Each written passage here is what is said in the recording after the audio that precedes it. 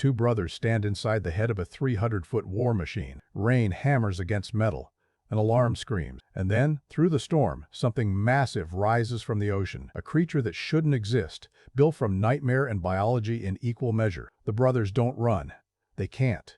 They're neurally linked, minds connected, piloting their robot like it's an extension of their own bodies. One mind, two bodies, one weapon. When the creature strikes, when claws tear through steel, when one brother dies and the other feels every second of it through their shared consciousness, that's not just an action sequence. That's the thesis statement of Pacific Rim.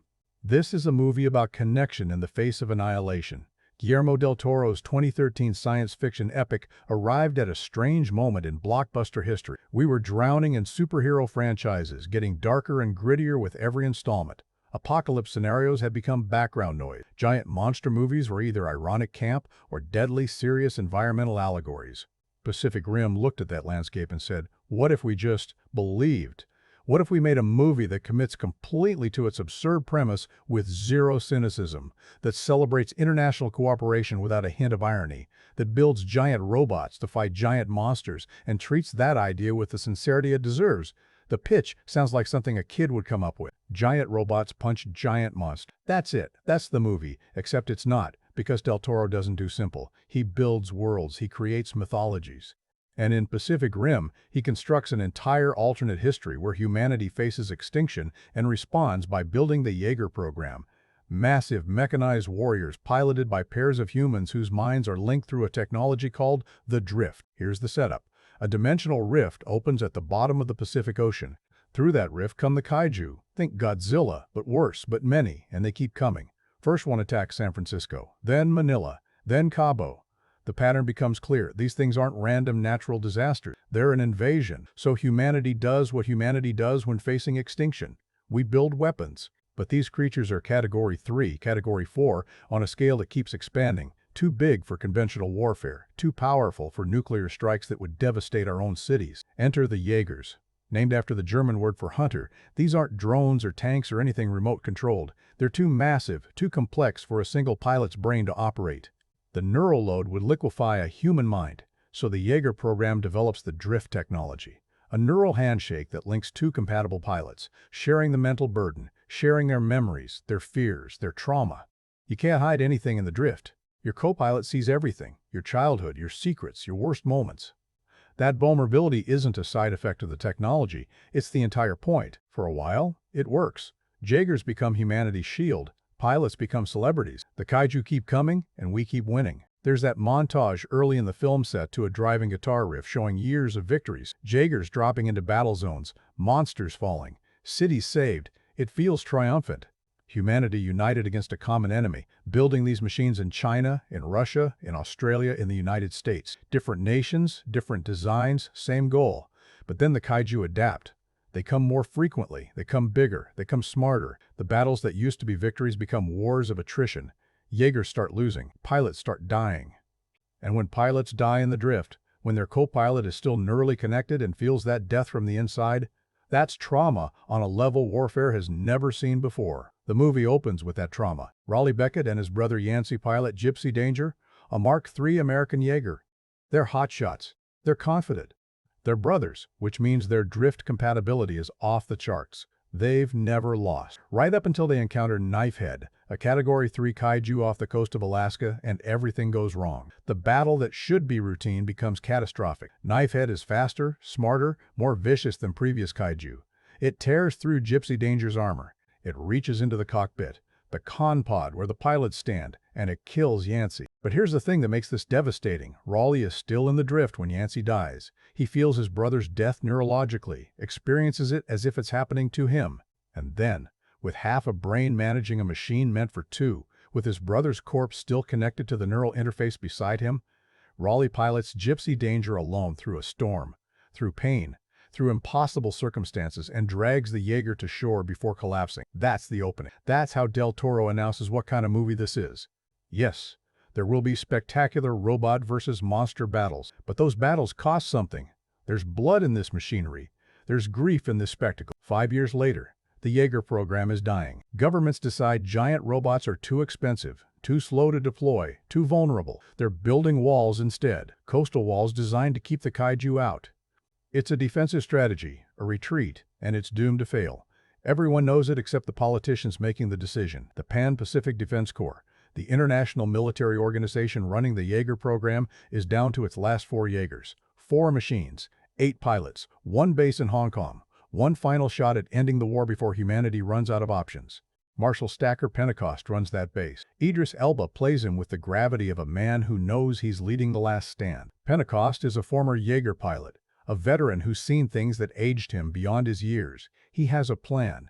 A desperate, probably suicidal plan to stop the kaiju at their source by detonating a nuclear weapon inside the dimensional rift itself. But he needs pilots. He needs Jaegers. And he needs the one pilot who's ever successfully soloed a Jaeger under combat conditions to come back from self-imposed exile.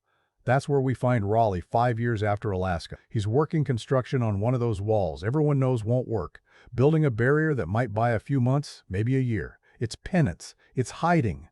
It's what you do when you've experienced trauma so profound that the only way to survive is to disconnect from everything that caused it. Pentecost tracks him down with an offer: come back, pilot again, help finish this war.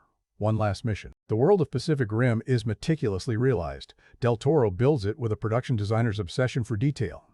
The Shatter Dome. The Jaeger base in Hong Kong feels lived in, functional, massive. It's a hangar the size of a city block housing robots taller than skyscrapers. There are crews maintaining the machines, technicians monitoring systems, pilots training in simulators. This isn't a sterile sci-fi facility. It's industrial, loud, crowded. When a Jaeger moves, you feel the weight. The ground shakes. Water cascades off armor plating. Hydraulics hiss. It's tangible in a way CGI-heavy films rarely achieve.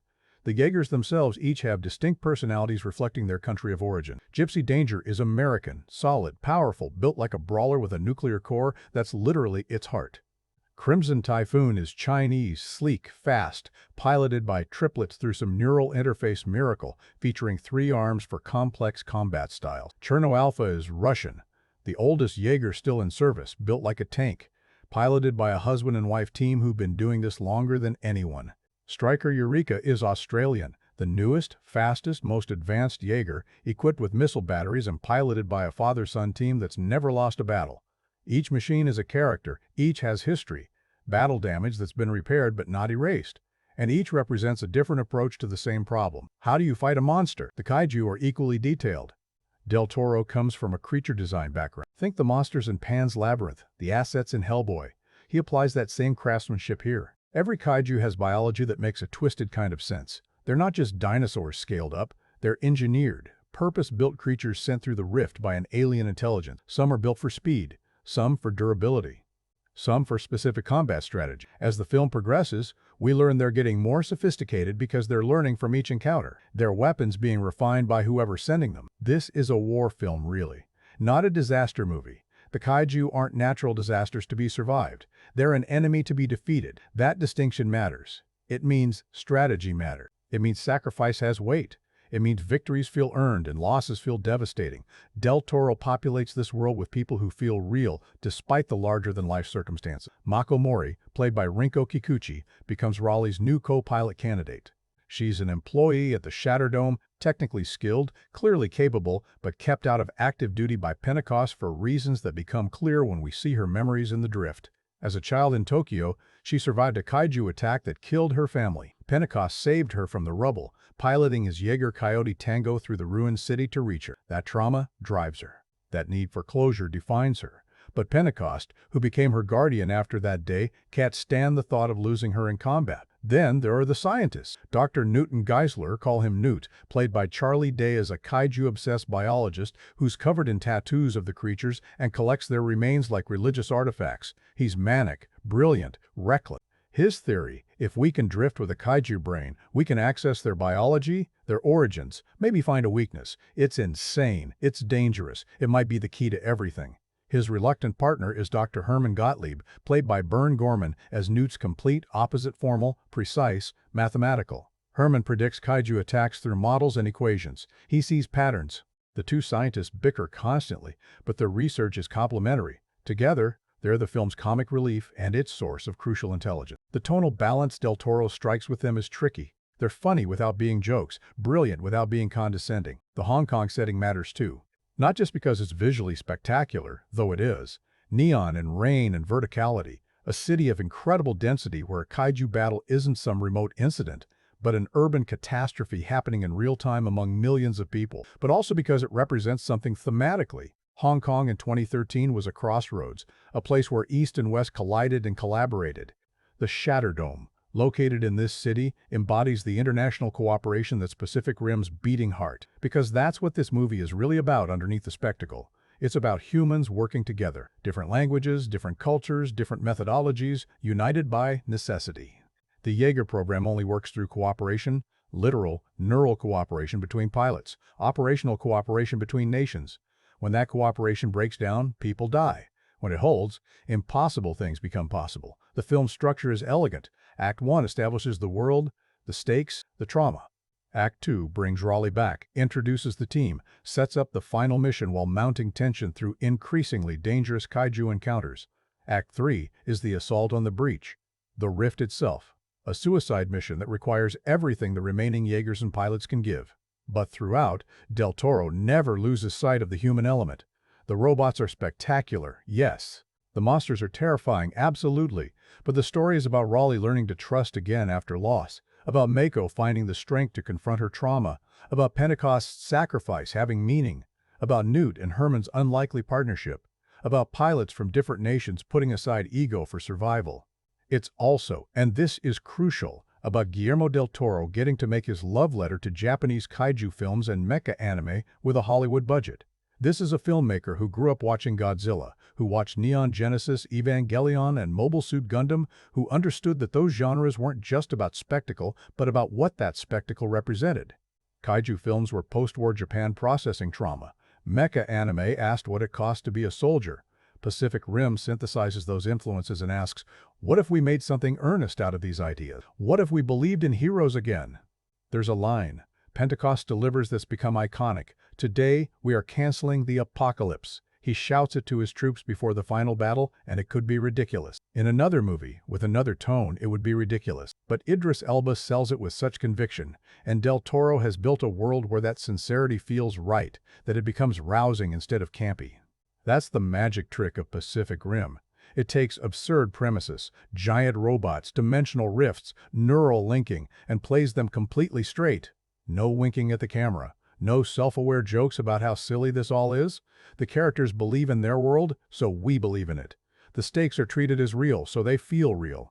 The technical achievement of bringing this to screen can't be understated. This was 2013, when CGI was ubiquitous but not always convincing. Del Toro insisted on practical elements wherever possible. Real rain, real water, physical sets, motion capture for the Jaeger movement so they'd have weight and momentum. The camera moves like these are real objects being filmed, not digital creations.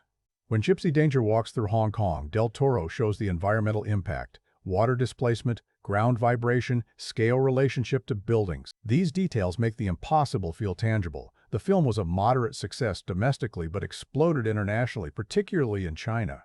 It made over $400 million worldwide, which sounds great until you factor in the budget and marketing costs. Hollywood considered it a disappointment, but Pacific Rim found its audience. The people who understood what Del Toro was doing, who responded to the sincerity, who wanted to see giant robots punch giant monsters with emotional weight behind every blow. So here we are, a film about humanity's last stand, about people who've lost everything finding reasons to keep fighting, about cooperation across boundaries, about facing trauma, about the drift, both as technology and metaphor, requiring vulnerability to achieve strength, about giant robots built from hope and engineering in equal measure. Pacific Rim isn't subtle. It's operatic, mythological, loud. But it's those things with purpose, with craft, with a filmmaker's absolute commitment to the story he's telling. And that story, when you strip away the spectacle, is simple. When the world is ending, what we need most is each other. Let's go deeper. Not just the wreckage of Jaegers or cities, but the wreckage of Raleigh Beckett's life 5 years after Alaska. When Pentecost finds him on that wall construction site, a structure being built to replace the Jaeger program, there's brutal irony in the location. Raleigh is literally helping to bury the thing that defined him. He's welding steel panels onto a barrier designed to make pilots like him obsolete. The wall stretches along the coast, hundreds of feet tall, and everyone working on it knows the truth. Nobody's saying out loud, this won't work. Kaiju are already breaching these walls elsewhere. Sydney's barrier lasted less than an hour against a Category 4. Pentecost doesn't offer comfort. He offers purpose. The Shatterdome needs pilots. More specifically, it needs someone who's proven they can handle the neural load of solo piloting, even for a few minutes, because that kind of mental fortitude is rare. Raleigh resists at first, the expected dramatic beat. But his resistance is hollow. He's been waiting for someone to give him permission to come back. Pentecost doesn't ask, he orders. And Raleigh follows. The Shatterdome in Hong Kong is organized chaos when Raleigh arrives. Maintenance crews swarm over Crimson Typhoon, repairing damage from a recent deployment. Cherno Alpha stands in its bay like a Soviet monument, all brutal angles and heavy plating. Striker Eureka gleams in comparison, sleek and modern. And in the far bay, under scaffolding and repair lights, Gypsy Danger waits. Seeing his old Jaeger hits Raleigh visibly. The machine is being refurbished, brought back to active duty after 5 years in storage. Same armor, same nuclear reactor core, but upgraded systems. It's a ghost, made mechanical.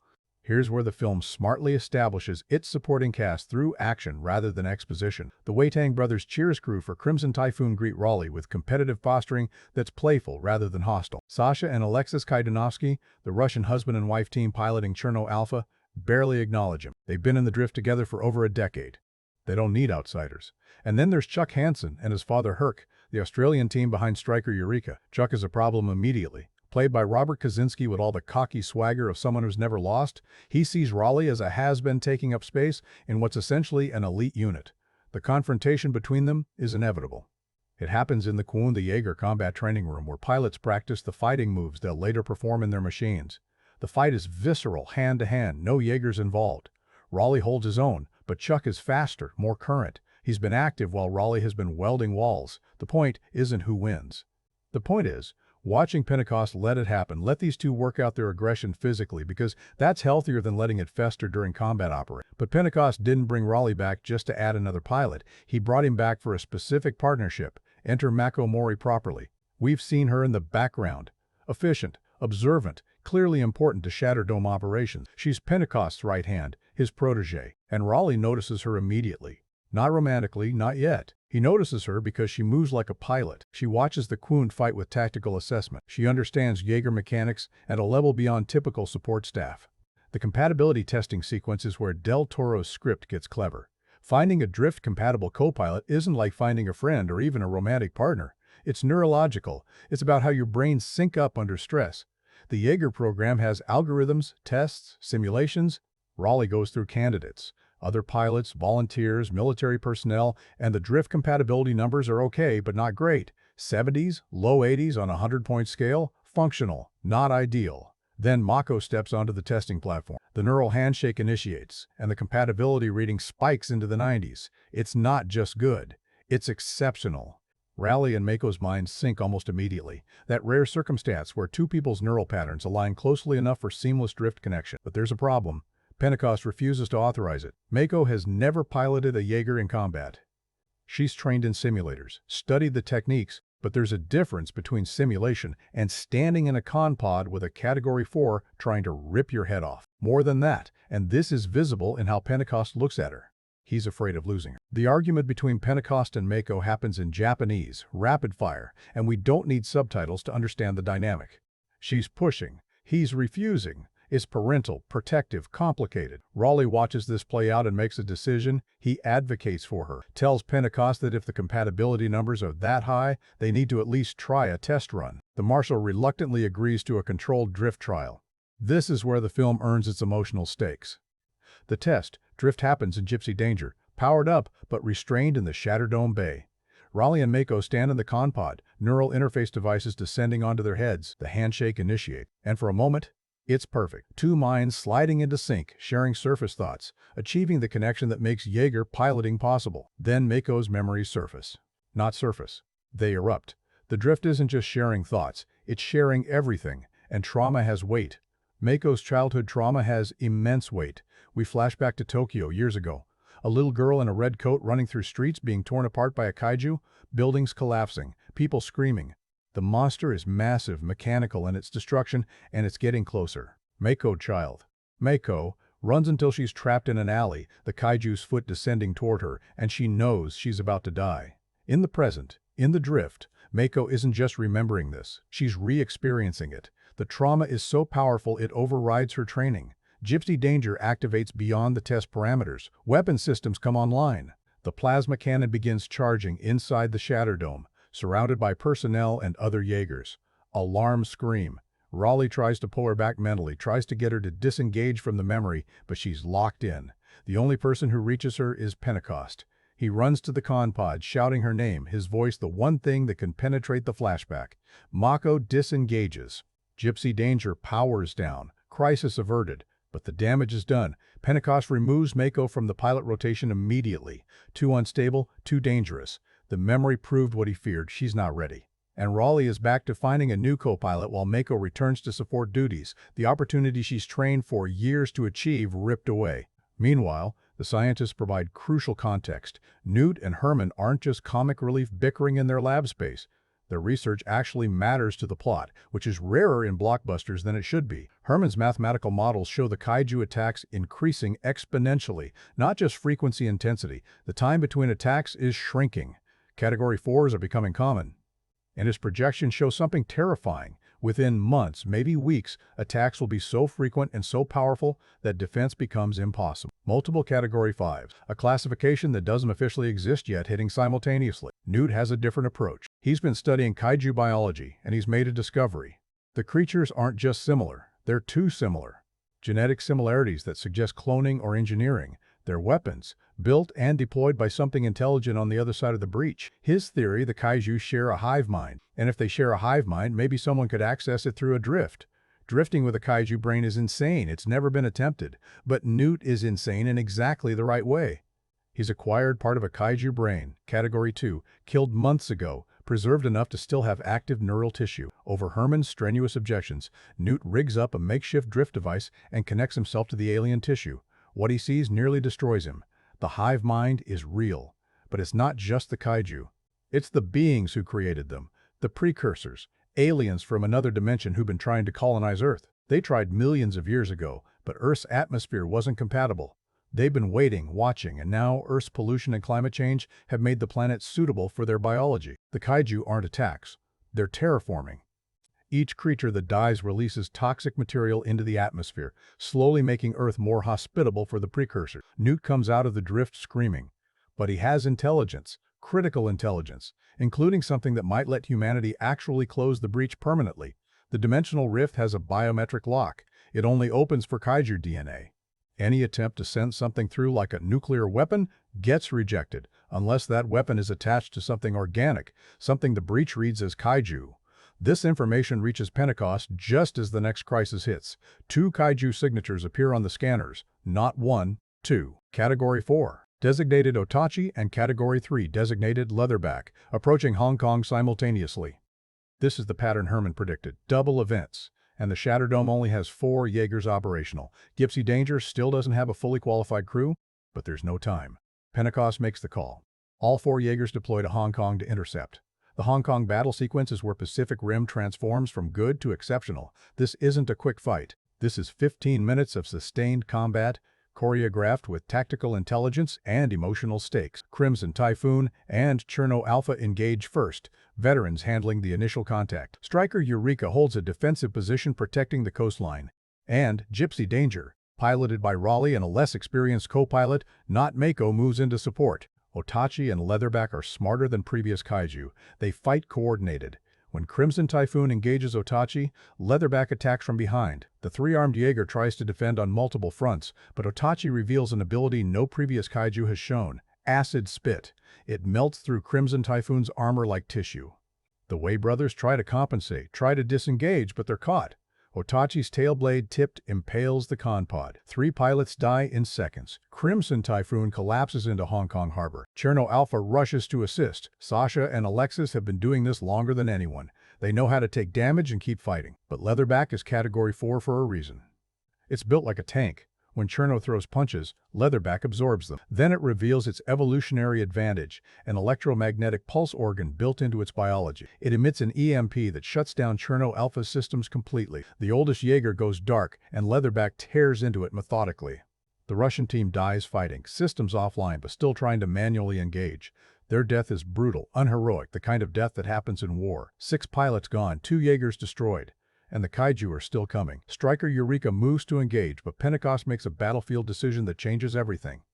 He orders Chuck and Herc to fall back, protect the coastline, protect the Miracle Mile where civilians are still evacuating. That leaves Gypsy Danger as the only Jaeger between two Category 4 kaiju and the most densely populated city on Earth. Raleigh's co-pilot freezes. The neural load, the pressure, the sheer terror of watching two Jaegers get torn apart, it's too much. The drift destabilizes. And Pentecost, watching this unfold from the command center, does something that goes against every protective instinct he has. He overrides his own order and clears Mako Mori for active duty. She sprints to the con pod. No time for ceremony, no time for doubt. Raleigh sees her arrive and something shifts in his expression. Relief, determination, trust. They've trained for this. The compatibility is there. The neural handshake initiates faster than it should, their minds sliding into sync like puzzle pieces finding their fit. This time, Mako controls the memory. The trauma is still there. It'll always be there, but she doesn't let it control her. Gypsy Danger comes fully online with two pilots in perfect drift, and the Jaeger moves with a fluidity it hasn't had all night. Otachi notices the kaiju is intelligent enough to recognize a functional threat. It charges, claws extended, and Gypsy Danger meets it head-on. The fight moves through Hong Kong streets, each impact sending shockwaves through buildings. Del Toro shoots this with a ground-level perspective that emphasizes scale. We see civilians running, we see the Jaegers foot crush cars, we see debris raining down from buildings. This isn't some empty backlot. People live here. People are dying here. Leatherback joins the fight, flanking Gypsy Danger. 2-on-1. Raleigh and Mako fight with synchronized precision, blocking Otachi's strikes while avoiding Leatherback's charges. There's a moment where the choreography becomes almost dance-like. Gypsy Danger ducks under Otachi's tail swipe, pivots, and uses the momentum to throw a shipping container at Leatherback. It's not enough to stop them, but it buys seconds. In Jaeger combat, seconds matter. Then Leatherback uses its EMP organ. The pulse hits Gypsy Danger at close range. Every system shuts down. Screens go dark. The con pod loses power. Raleigh and Mako are standing in a dead machine while two kaiju close in for the kill. Most Jaegers would be finished, but Gypsy Danger is old school, a Mark III built with analog backup systems beneath the digital interface. Nuclear, not digital core. While newer Jaegers are completely computerized, Gypsy has mechanical failsafe. The analog restart sequence is manual. Raleigh and Mako have to physically engage locks, turn cranks, reroute power through mechanical switches. It's desperate, tactile work while the Jaeger is getting pummeled. Otachi's acid burns through the outer armor. Leatherback pounds on the hull. The whole machine shakes with each impact. But the nuclear reactor is analog. It doesn't care about EMPs. And when they finally get the systems rebooted, when power floods back through Gypsy Danger's frame, the Jaeger's fist lights up with plasma energy and catches Leatherback mid-strike. The punch caves in the kaiju's chest. Leatherback stumbles, blue blood spraying, and Gypsy Danger doesn't stop. Raleigh and Mako move in perfect synchronization, every punch a collaboration between two minds acting as one. They kill Leatherback with brutal efficiency, plasma cannon point blank through the skull. The creature collapses into Hong Kong harbor, its mass displacing water in a wave that floods street level. Otachi tries to retreat. This is new behavior. Previous kaiju fought until death, but Otachi recognizes a losing situation and attempts to escape into the bay. Gypsy Danger pursues, dragging a tanker ship as an improvised weapon. The fight moves into the harbor, water chest deep on the Jaeger. Then, Otachi does something unprecedented. It unfolds wings, biological wings that were tucked against its body, and takes flight, a flying kaiju. The precursors are adapting their weapons in real time. Otachi grabs Gypsy Danger with its claws and lifts the Jaeger into the air. They rise above Hong Kong's skyline, hundreds of feet up, and Otachi's intention becomes clear. It's going to drop them. The fall would destroy Gypsy Danger and kill both pilots. Raleigh and Mako struggle in the kaiju's grip, but it's too strong. The city spreads below them, lights and chaos, and millions of people who'll die if this kaiju isn't stopped. Mako deploys the chainsword. It's a weapon we haven't seen used yet. A massive blade constructed from thousands of interlocking segments, superheated to cutting temperature. The sword extends from Gypsy Danger's arm, and Mako drives it through Otachi's throat. The kaiju's grip loosens. They're falling, both of them, Jaeger and kaiju, plummeting toward the city.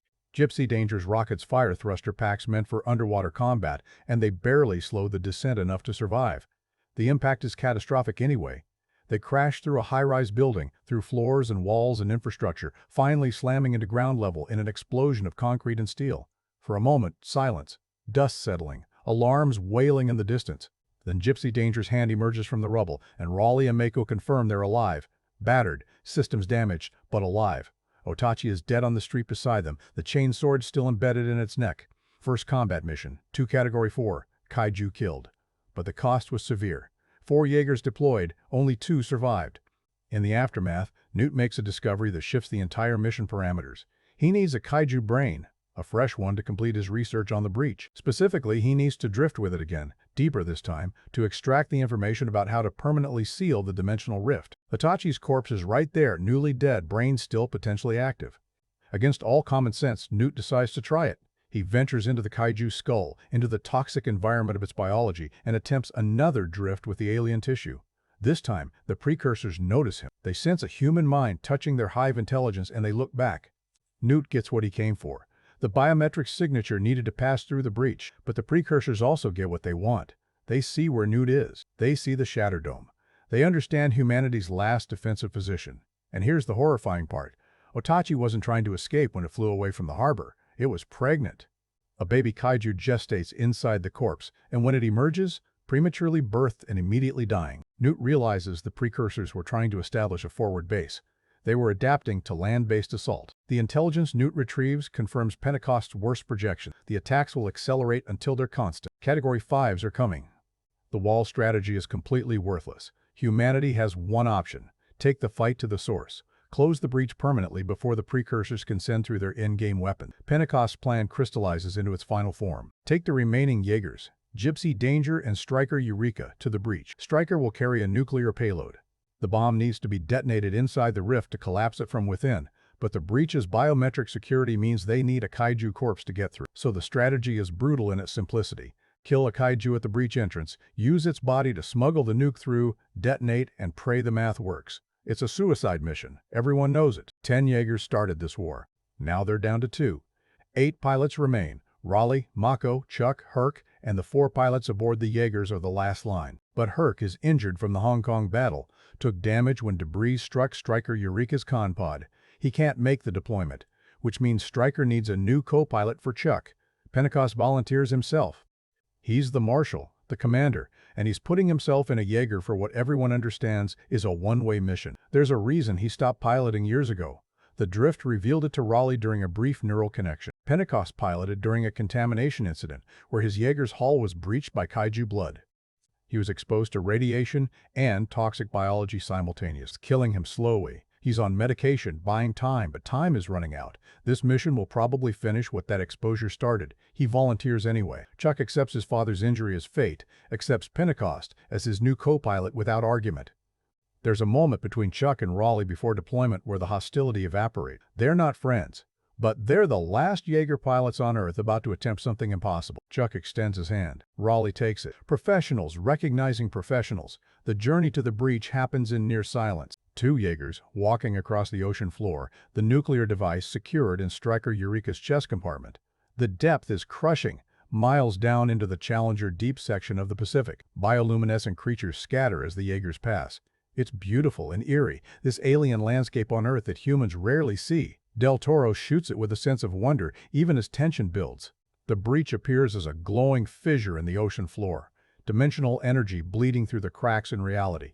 It pulses with a rhythm like breathing or a heartbeat. Standing at the edge, looking down into that light, Raleigh and Mako share a moment in the drift. Not words, just understanding. They might not survive this. They're okay with that if it means ending the war. Then the Kaiju come, not from the city side, from the breach itself. 3 signatures on the scanner. Category 4 designated Scunner and Raiju, both massive but conventional. And something else, something bigger. Category 5. The first Category 5. Humanity has encountered. Codename Slattern. It's ancient, enormous, built for apocalypse. The precursors are sending their best. Striker Eureka engages Scunner and Raiju, buying time for Gypsy Danger to reach the breach with a backup plan. But the fight goes wrong fast. Raiju is built for speed, darting in and out like a shark. Scunner is built for grappling. Together they overwhelm Striker.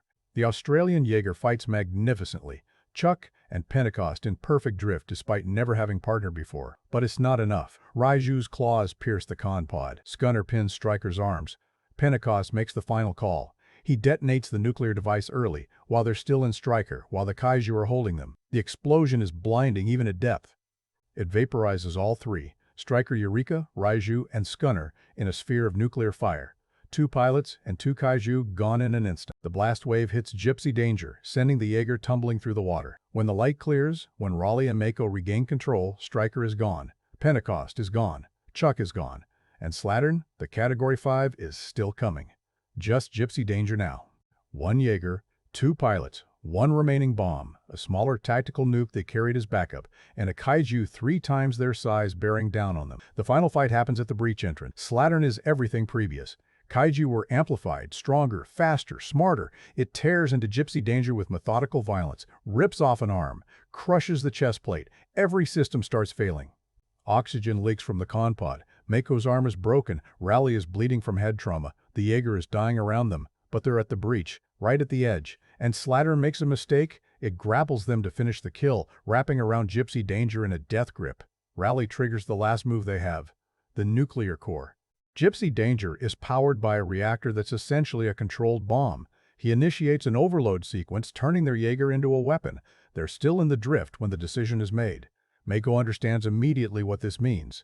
They'll die. There's an escape pod, a single-person module in the con pod's base, but only one. Raleigh makes the choice without hesitation.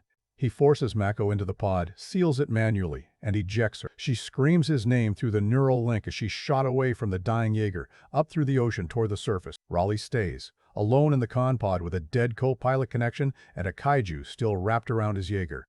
He pilots Gypsy Danger solo one last time, dragging Slattern with them into the breach itself.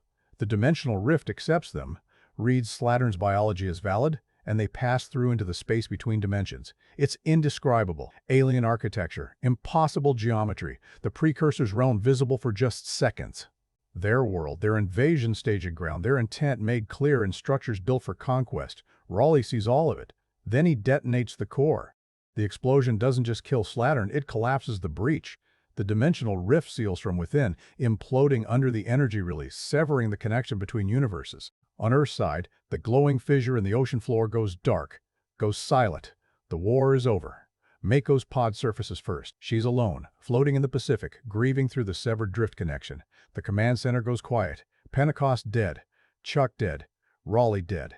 The breach sealed, but the cost almost too much to bear. Then a second escape pod breaches the surface. Raleigh found it. A second emergency module tucked in Gypsy's lower hull, barely functional, barely intact. He punched it manually at the last possible second. When his pod opens, when he confirms he's alive, Mako's scream of relief is audible across the radio frequency. 2 pilots, 2 survivors, the last Jaeger crew. And behind them, the ocean is calm. Pacific Rim's greatest sleight of hand is making you think it's about giant robots, when it's actually about people who can't function alone. Every character in this film is defined by isolation or connection, by what they've lost or what they're afraid to lose. Del Toro constructs a cast where trauma isn't backstory, it's the present tense condition everyone is operating from. These aren't heroes waiting for their moment, they're survivors trying to figure out if they can be heroes again. Raleigh Beckett, the weight of surviving. Charlie Hunnam plays Raleigh with a specific kind of exhaustion that sells the 5-year gap better than any dialogue could. When we first see him post-Alaska, he's physically present, but emotionally absent.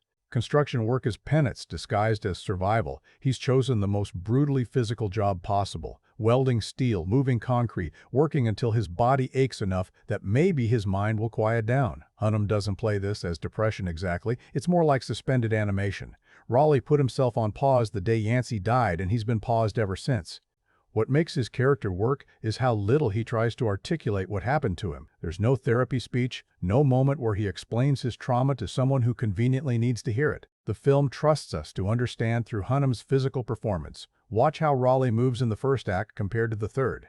Early on, he's careful with himself, like he's worried he might break. His shoulders are slightly hunched. His eye contact is minimal. He's a man trying to take up as little space as possible in a world that feels hostile. The Alaska prologue establishes why. Drifting with someone means total vulnerability. You share everything: memories, emotions, physical sensations.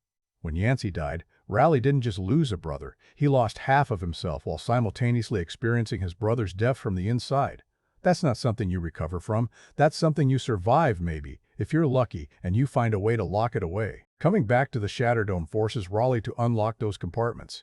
Hunnam plays the return, not as triumphant, but as deeply uncomfortable. He doesn't want to be here. He needs to be here. Those two truths exist simultaneously. His interactions with other pilots have an edge. He's polite, professional, but there's a guardedness that suggests he's terrified of getting close to anyone again. Because closeness in this world means the drift. And the drift means vulnerability. And vulnerability got his brother killed. The genius of Raleigh's arc is that it's not about becoming confident again. It's about accepting that connection requires risk. His partnership with Mako doesn't heal him. Trauma doesn't work that way, but it gives him something to care about beyond his own survival. When he advocates for her to Pentecost, when he fights for her right to pilot despite her failed test run, he's choosing to invest in someone else's future. That's the first time we see him step outside his own grief. Hunnam's best work happens in the drift sequences. The neural handshake isn't acting opposite another person.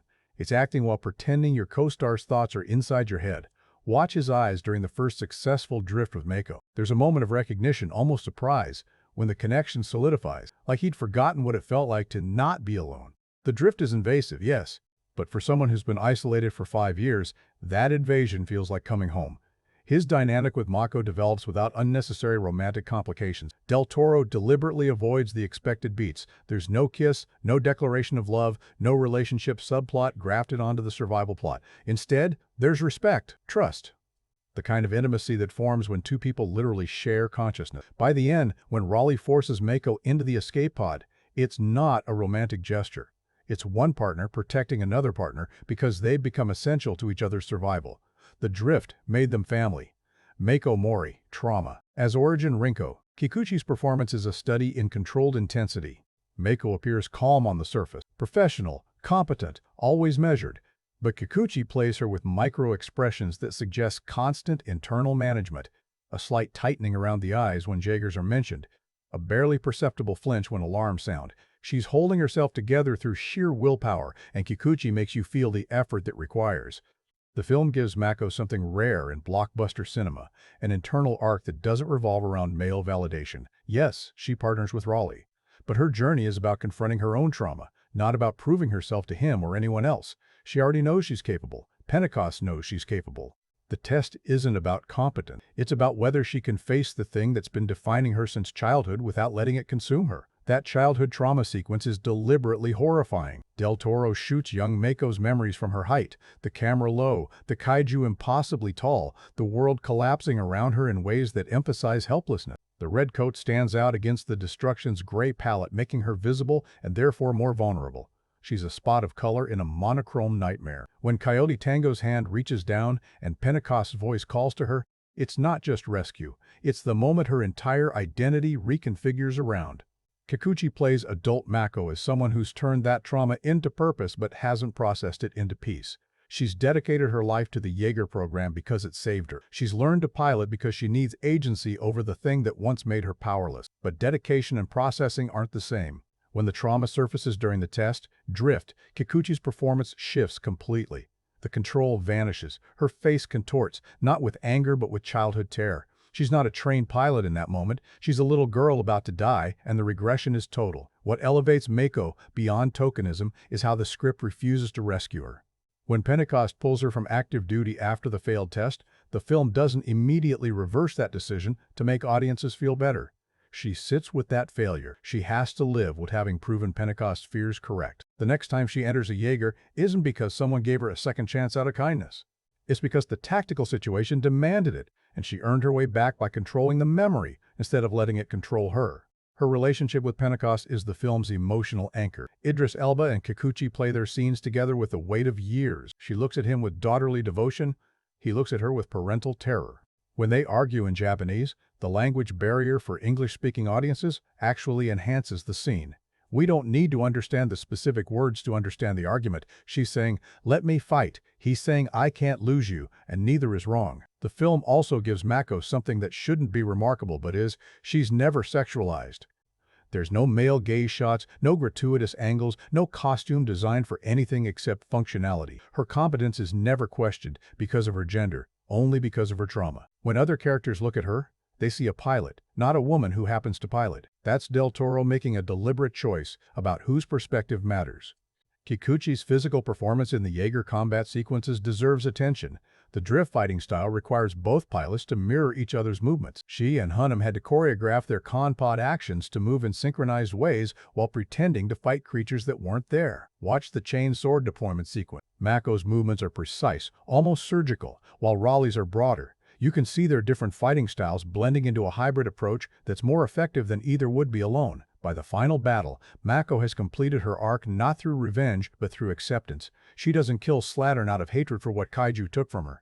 She fights because people need protecting, and she's capable of protecting them. The trauma is still there. It'll always be there, but it's no longer the only thing defining her. When Raleigh forces her into the escape pod, her scream isn't just fear for him. It's fury at being denied agency again, at being protected when she's finally become the protector. Stacker Pentecost, command, as sacrifice. Idris Elba was given an impossible task.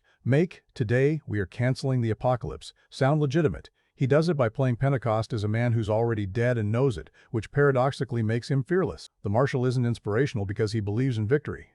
He's inspirational because he believes in trying even when victory seems impossible. Elba plays Pentecost's illness subtly. There are moments where he pauses fractionally before moving, where his hand trembles before he clenches it into steadiness, where he takes medication with the casual routine of someone managing a chronic condition. He's dying from that exposure years ago, and he's chosen to spend his remaining time leading humanity's last defense. That's not heroism born from invincibility. That's heroism born from having nothing left to lose except the people he's chosen to protect. His command style is interesting. Pentecost doesn't lead through camaraderie or inspiration speeches. He leads through competence and absolute clarity. When he gives orders, they're not requests. When he makes decisions, he doesn't explain them to subordinates. He expects excellence because he demands it from himself first. Elba plays this without warmth, but also without cruelty. Pentecost is simply operating at a level where personal feelings are luxuries he can't afford. The relationship with Mako cracks that facade. When he looks at her, Elba's expression softens in ways it doesn't for anyone else. She's his one vulnerability. He saved her as a child, raised her, trained her, and now she's asking him to let her risk death. The protective instinct isn't just parental, it's guilt. He brought her into this world. He made her capable. And now that capability means watching her walk into a con pod, knowing she might not walk out. Their final conversation before the breach mission is Elba's best work. Pentecost tells Mako that he's proud of her, that she's become the pilot he knew she could be. It's not a dramatic speech. It's quiet, almost matter-of-fact. But Elba delivers it with the weight of someone saying goodbye without saying the word. He knows he's not coming back. She knows, he knows. And the professionalism they've built their relationship on requires them to not acknowledge it directly. When Pentecost volunteers to co-pilot Striker Eureka for the final mission, it's less about tactics and more about control. He's been sending people to die throughout this war. Now he's choosing to be one of them. Elba plays the decision with relief more than dread. Finally, after years of command, he gets to act directly. He gets to stop being the person who sends others to their deaths and become the person who chooses his own. The canceling the apocalypse speech works because Elba plays it not as rallying cry, but as statement of intent. He's not trying to convince his pilots they'll succeed. He's telling them they're going to try with everything they have, and sometimes that's enough. The authority in his voice isn't confidence, it's determination. There's a difference. His death is quick, which feels right. No dramatic last words. No prolonged goodbye. One moment he's in the drift with Chuck, executing their plan. The next, he's making a tactical decision to detonate early. The detonation happened. Pentecost is gone. His final act is sacrifice, but it's strategic sacrifice. He buys Gypsy danger the seconds they need to reach the breach. His death has purpose, which is probably what he would have wanted. Chuck Hansen earned arrogance. Robert Kaczynski makes Chuck immediately unlikable, which is the point. He's cocky, dismissive, aggressive, the kind of pilot who's never lost and lets everyone know it.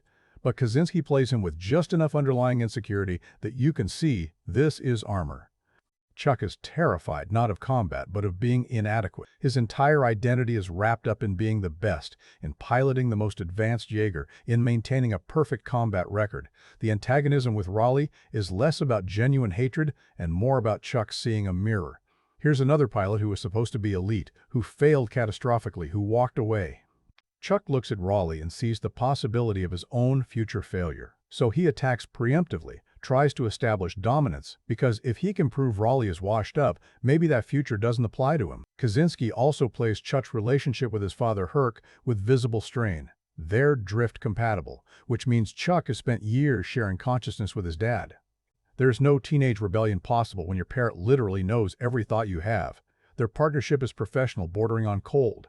When they fight together in Striker Eureka, they're efficient but not warm.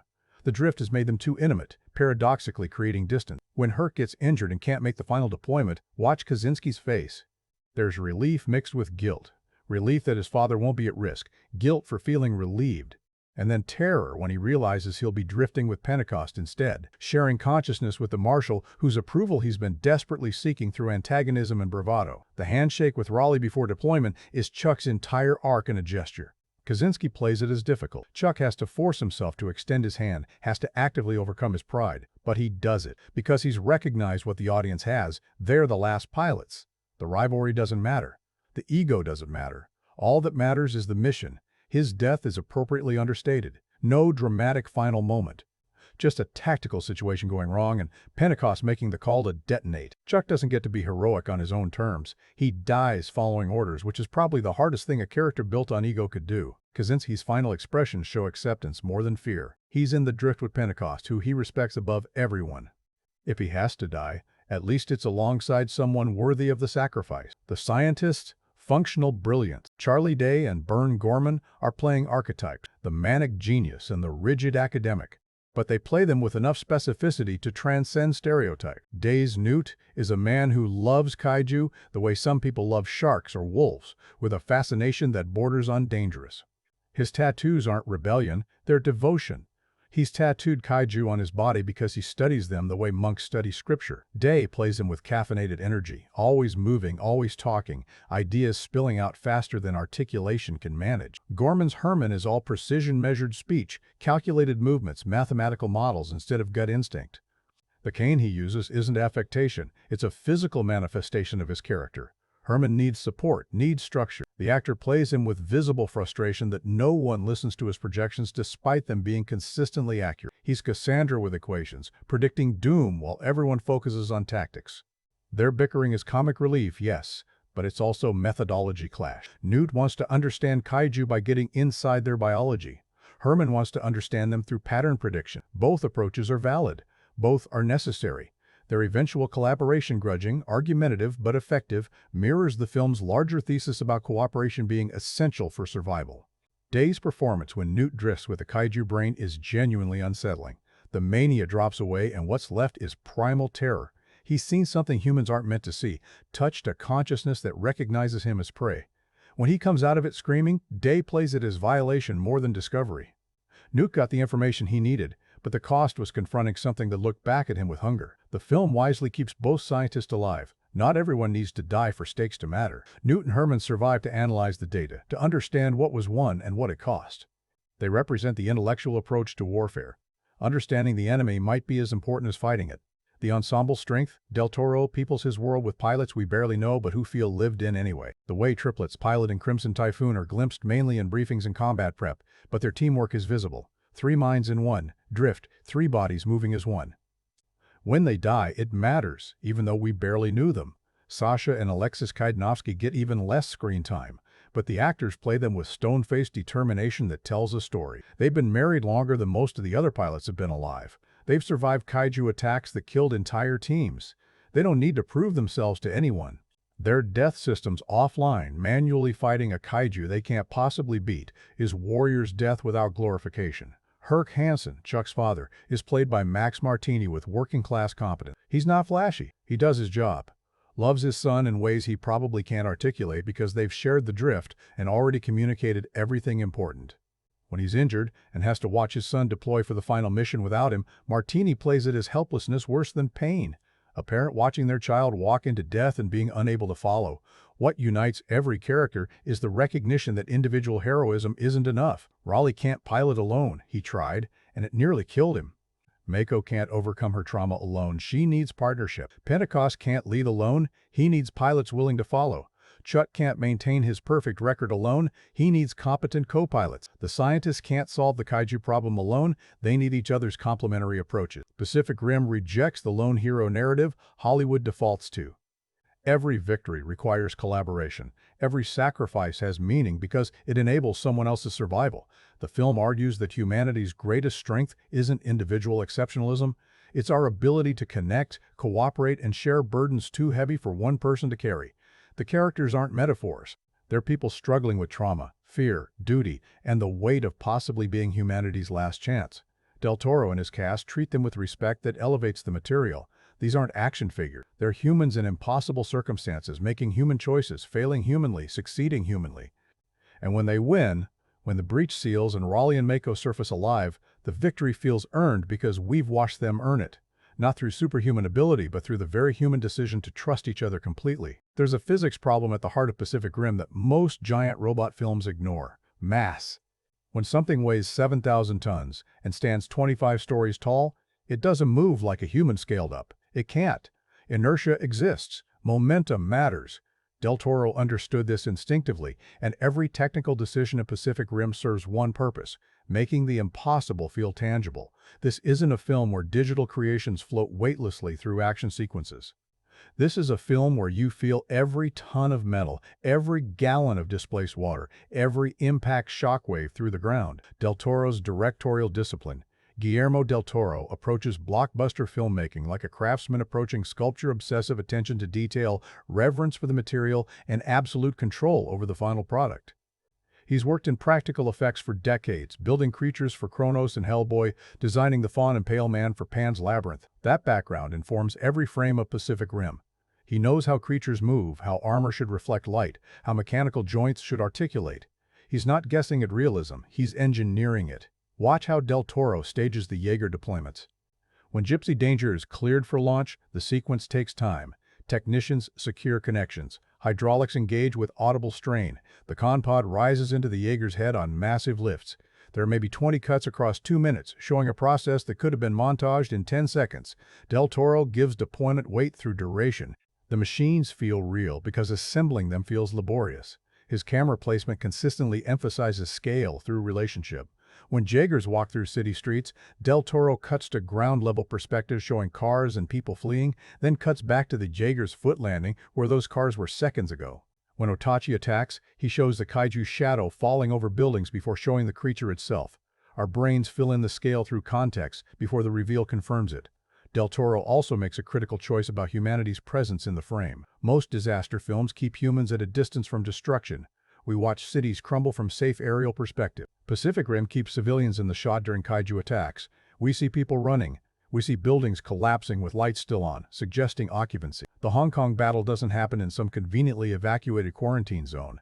It happens in a functioning metropolis, and Del Toro refuses to let us forget people are dying while the Jaegers fight. His restraint with exposition is remarkable for a blockbuster. The drift technology could have been explained through tedious dialogue. Instead, Del Toro shows it through visual language. 2 actors moving in mirror synchronization, memory imagery bleeding into present moment, the neural handshake represented through abstract light patterns that feel both technological and organic. He trusts the audience to understand complex ideas through visual communication rather than verbal explanation. Cinematography, painting with metallics and water. Guillermo Navarro, Del Toro's longtime cinematographer, shoots Pacific Rim with a palette dominated by industrial grays, ocean blues, and accent colors that pop against neutral backgrounds. The shatter dome is all concrete and steel, lit by work lights that create harsh shadows and highlight the mechanical texture. It's not pretty, it's functional. But Navarro finds beauty in functionality, in the way light catches on Jaeger armor plating or reflects off pools of kaiju blood. The decision to set major combat sequences at night during storms is both practical and aesthetic. Practical, because CGI integration is easier in low-light conditions. Aesthetic, because rain gives every surface reflectivity. When Gypsy Danger moves through Hong Kong, water streams off its armor in sheets. Kaiju blood glows blue against black pavement. Neon signs refract through rainfall. Navarro uses weather as texture, adding visual complexity to every frame. His framing during combat is deliberately coherent. This is not shaky cam chaos. When a punch lands, Navarro holds the frame steady enough that we see the impact, see the reaction, understand the physics. The camera moves, it tracks running Jaegers, circles combatants, but it moves with purpose. There's geography to these fights. You understand where combatants are relative to each other, where the city is relative to the ocean, where escape routes exist. The underwater photography deserves special attention. Shooting the breach sequence required making the deep ocean feel alien but navigable. Navarro lights it with bioluminescent creatures and plants that glow organically, creating pockets of visibility and otherwise crushing darkness. When the Jaegers walk the ocean floor, their lights sweep across terrain that looks designed by something non-human, all angles and fissures. Then the breach itself glows with dimensional energy, a vertical shaft of light that reads as both beautiful and threatening. Color coding helps differentiate Jaegers instantly. Gypsy Danger is predominantly blue-gray with orange highlights. Crimson Typhoon is red and gold. Cherno Alpha is matte black with yellow accents. Striker Eureka is white and silver. In the chaos of combat, those color signatures let audiences track which machine is which without needing to see details. Navarro adjusts lighting to emphasize those colors. Striker's white armor gleams even in storm conditions, while Cherno's black hull absorbs light, making it look even more intimidating. The Con-Pod interior photography creates intimacy within mechanical vastness. These spaces are tight, filled with screens and interfaces, lit by HUD projections. Navarro shoots the pilots in close-up during neural handshakes, capturing facial micro-expressions that sell the drift as real experience, sweat, strain, concentration. The camera is close enough to read it all. Then he pulls back to show the pilots as tiny figures inside a massive machine, emphasizing the scale disparity between human operator and mechanical extension. Visual effects. The seamless lie, Industrial Light and Magic handled the visual effects, but Del Toro's mandate was clear: nothing floats. Creatures and machines needed to obey physics even when defying believability. ILM developed proprietary software to simulate water displacement at massive scales. When Gypsy Danger rises from the ocean, thousands of gallons cascade off its frame with accurate momentum. When it walks through harbor water chest deep, waves propagate outward with correct physics for something that massive moving that fast. The kaiju designs are biological marvels.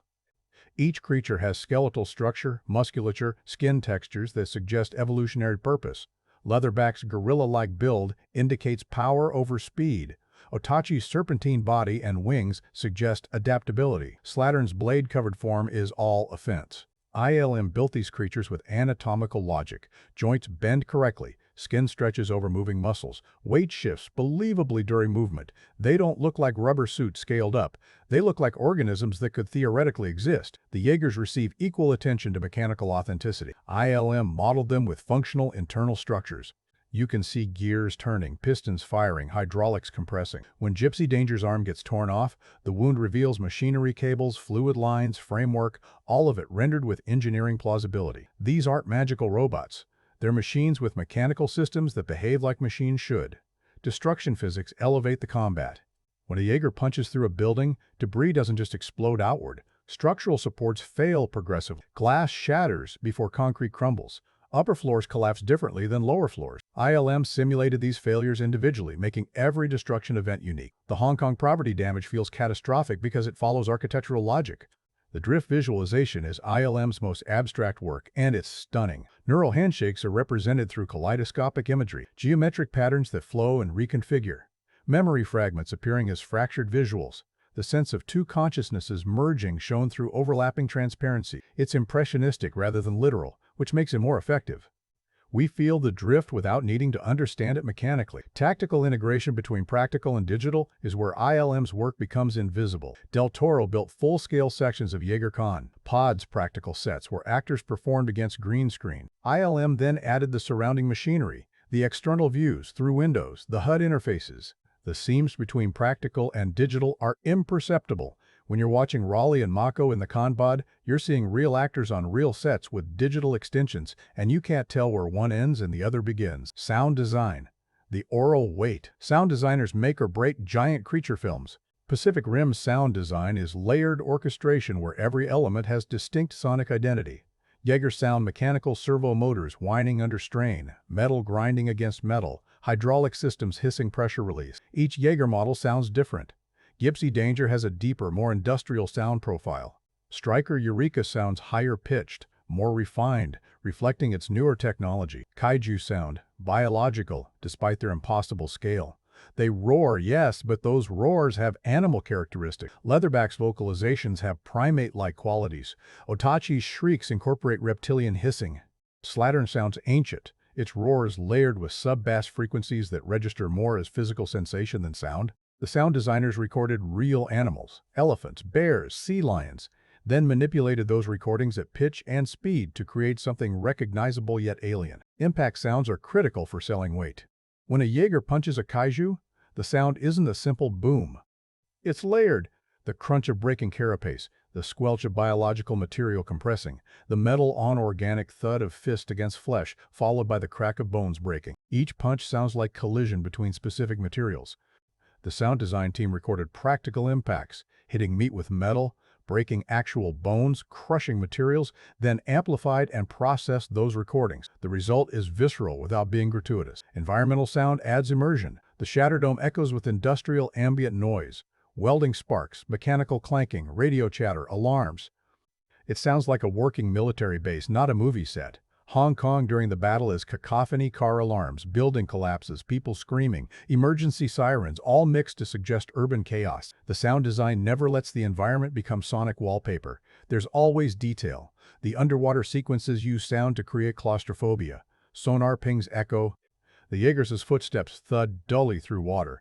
Communication is distorted. When the breach opens, it emits a frequency that's part mechanical hum, part organic pulse. The dimensional rift sounds alive, which is unsettling in exactly the right way. Ramin Djawadi's orchestral warfare. Djawadi's score is unabashedly heroic, recalling classic action compositions while maintaining its own identity.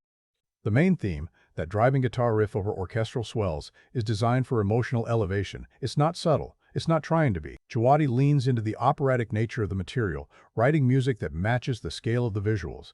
Each Jaeger receives musical identity. Gypsy Danger's theme incorporates electric guitar, giving it a rock and roll American flavor. The Russian and Chinese Jaegers get ethnic instrumentation woven into their action cues. Striker Eureka's music is more traditionally orchestral, all brass and percussion. These musical signatures help orally differentiate the machines during combat. The drift sequences use ethereal electronic texture. Synthesizers and processed vocals create otherworldly atmospheres that contrast with the mechanical sound surrounding them. When Raleigh and Mako achieve neural handshake, the music shifts from tense to harmonious, dissonant elements resolving into consonant chords, musically representing mental synchronization. Djawadi's combat music is rhythmically complex, using percussion to mirror the combat choreography. Drum patterns match Jaeger movements. Timpani hits land with punches. The music doesn't just underscore action, it participates in it. During the Gypsy vs. Euro Itachi fight, the score builds tension through ascending note patterns, creating momentum that pulls the audience forward, even when the visuals slow down for specific moments. The sacrifice themes are where Djawadi shows restraint. When Pentecost detonates Striker Eureka, the music quiets rather than swells. A simple piano melody plays over strings, elegiac and respectful. The choice to underplay the moment musically makes it hit harder emotionally. Similarly, when Raleigh forces Mako into the escape pod, the music is almost inaudible, just quiet string sustains that suggest grief without overwhelming the actors' performances. Production design, lived-in future. Carol Spear and Andrew Nescaramni designed a world that feels used. The Shatterdome isn't sleek sci-fi facility, it's industrial space, repurposed for military function. Concrete floors are stained with kaiju blood and hydraulic fluid. Metal walls show rust and repair welds. The Jaeger Bay is cluttered with equipment tool carts, scaffolding, supply crates. It looks like a place where people work, not a set dressed to look futuristic. The Jaeger interiors are cockpits designed for function over aesthetic. Controls are analog backups alongside digital interfaces. The ConPod spaces are cramped, claustrophobic, filled with screens and switches and manual overrides. Everything looks reinforced, built to withstand combat stress. The design language suggests military engineering. Robust, redundant, repairable. Hong Kong is rendered with verticality and density. Buildings are stacked tight. Streets are narrow. Neon signage covers every available surface. The production design team incorporated real Hong Kong architectural elements. The coastal skyline, the harbor, the distinctive tower layouts. When kaiju attack, they're attacking recognizable urban space, not generic city backdrop. The K Science Lab where Newt and Herman work is academic clutter.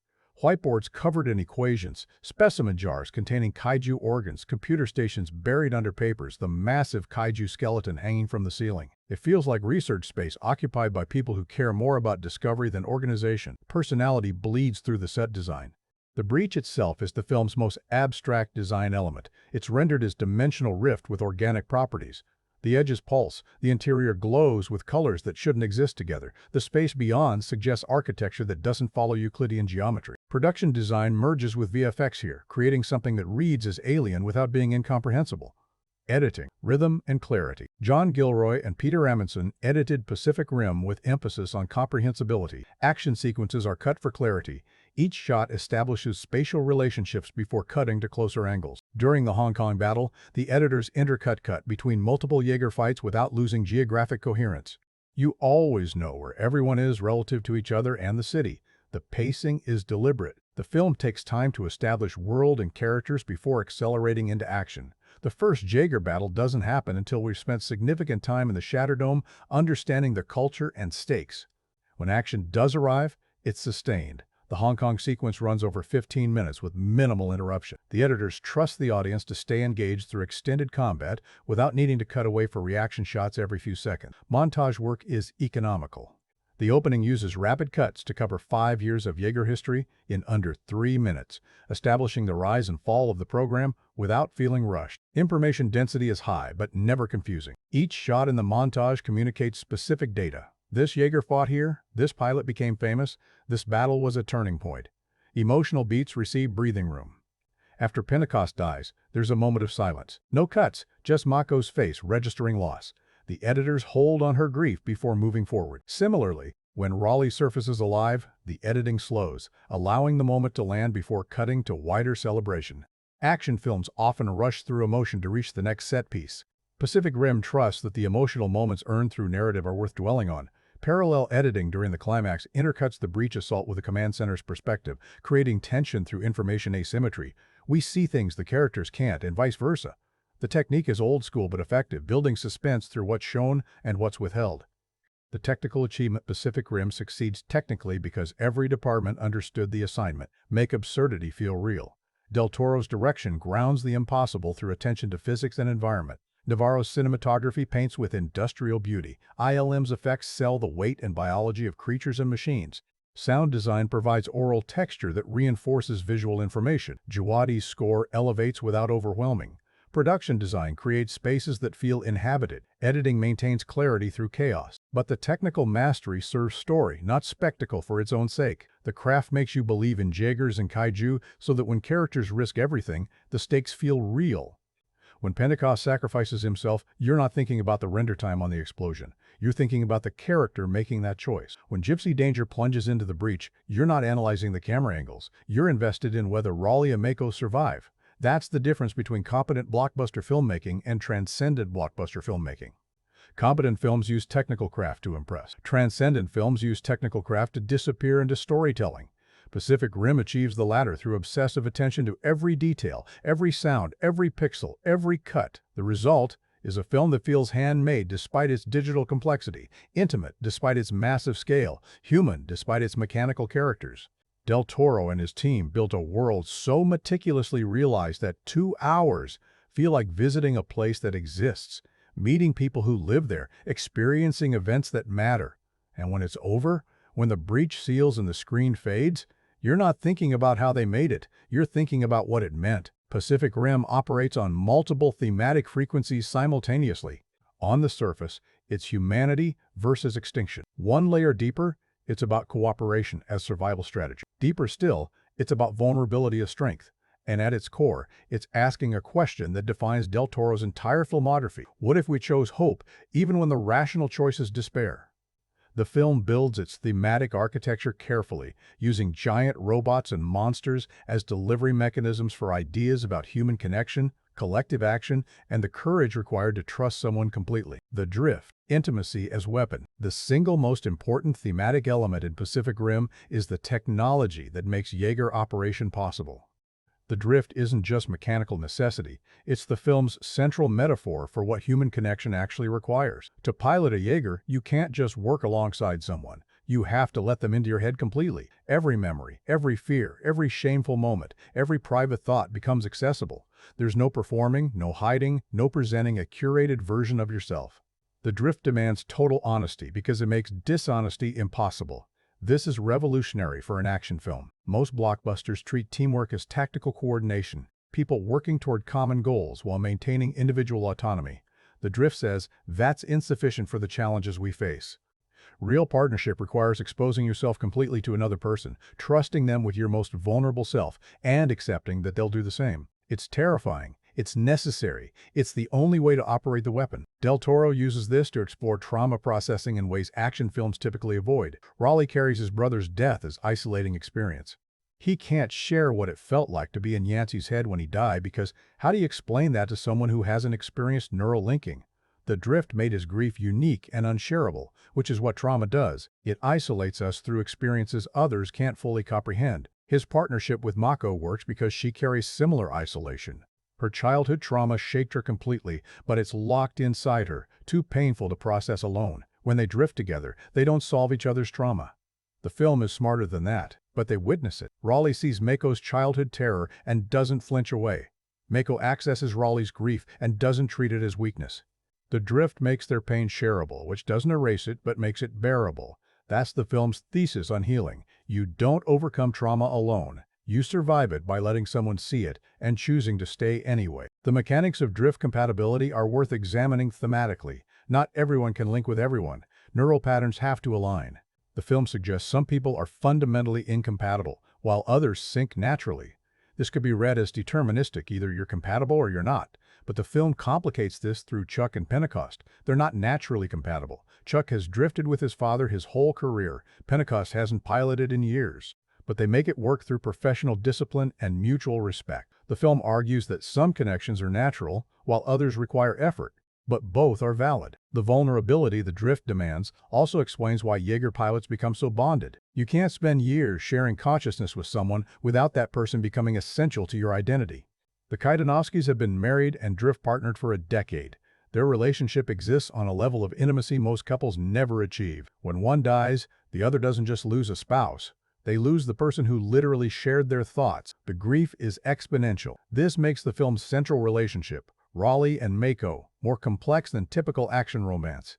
They're not falling in love in the traditional sense. They're forming a bond that exists beyond conventional relationship categories. By the end, they've shared consciousness, fought together, nearly died together. The connection is intimate without being sexual, deep without being romantic in the conventional sense. It's partnership at a neurological level, which is more profound than most films are willing to explore. Collective action over individual heroism. Hollywood loves the lone hero, the one person who sees the truth, defies authority, and saves everyone through individual excellence. Pacific Rim systematically dismantles that narrative. Every time someone tries to act alone, they fail or nearly die. Raleigh solo piloting Gypsy Danger after Yancey's death almost kills him. Mako, trying to pilot without controlling her trauma, nearly destroys the Shatterdome. Newt, drifting alone with the kaiju brain, alerts the precursors to humanity's position. Individual action without support structures leads to catastrophe.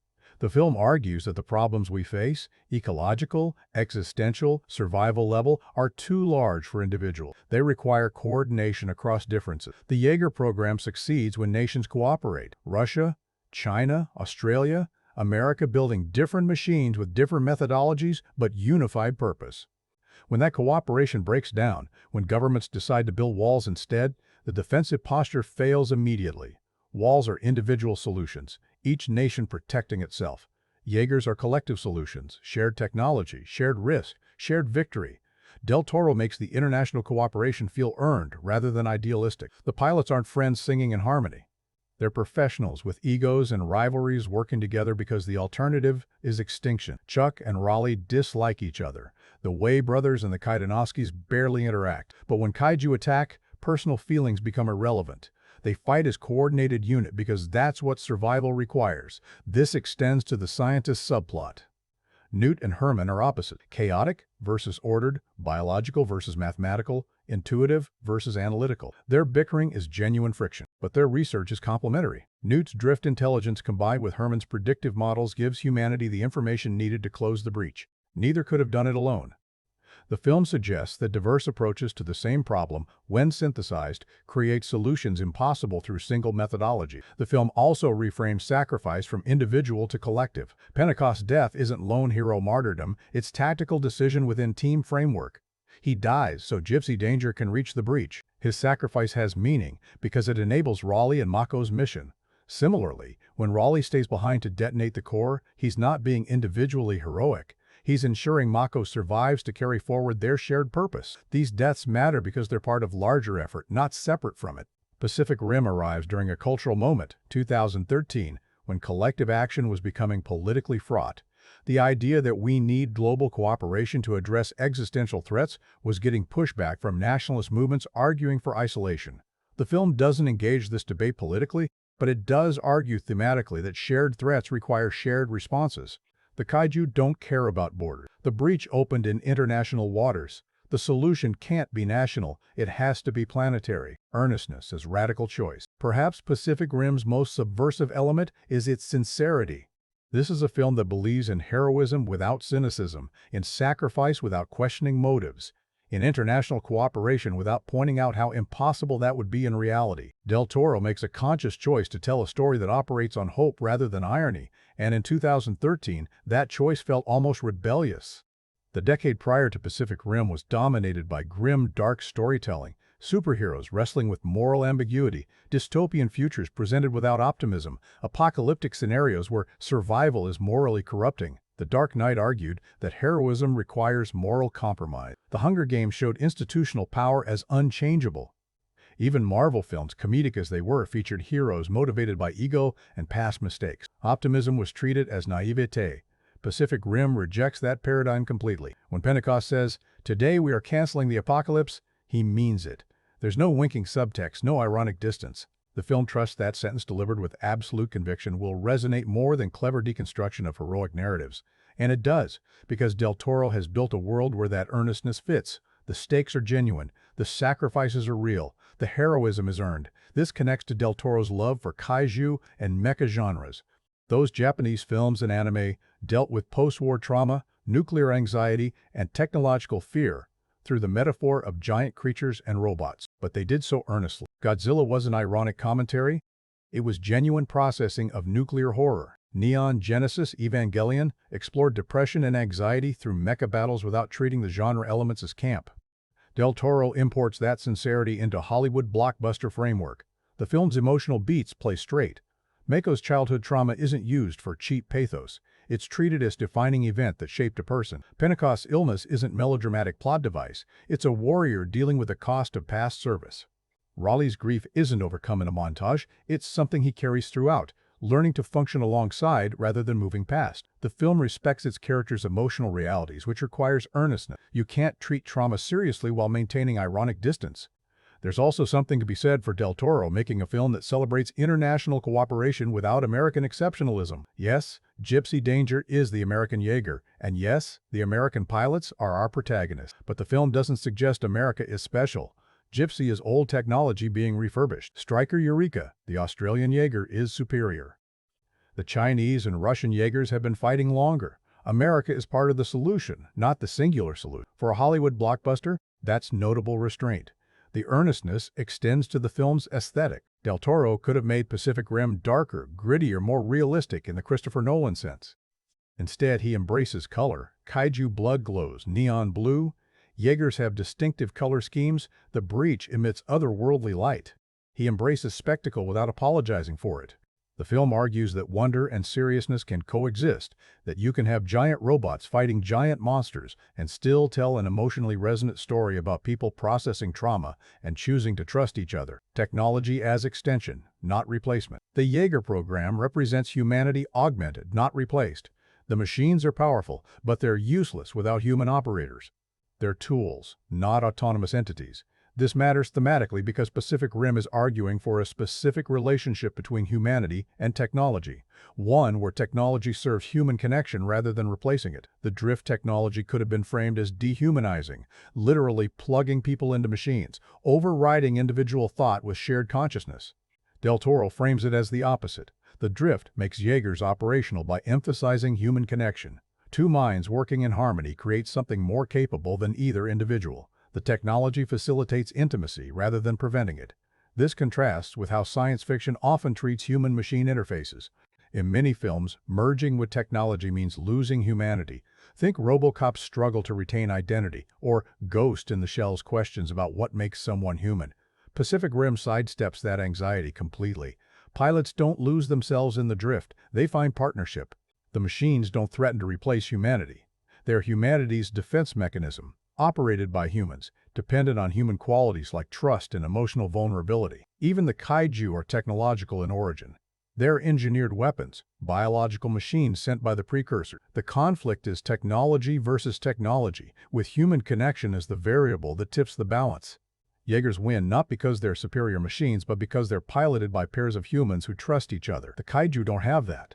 They're deployed individually or in small groups without the neural linking that makes Jaeger teams so effective. Humanity's technology is better because it's built around connection. The analog backup systems in Gypsy Danger become thematically significant through this lens.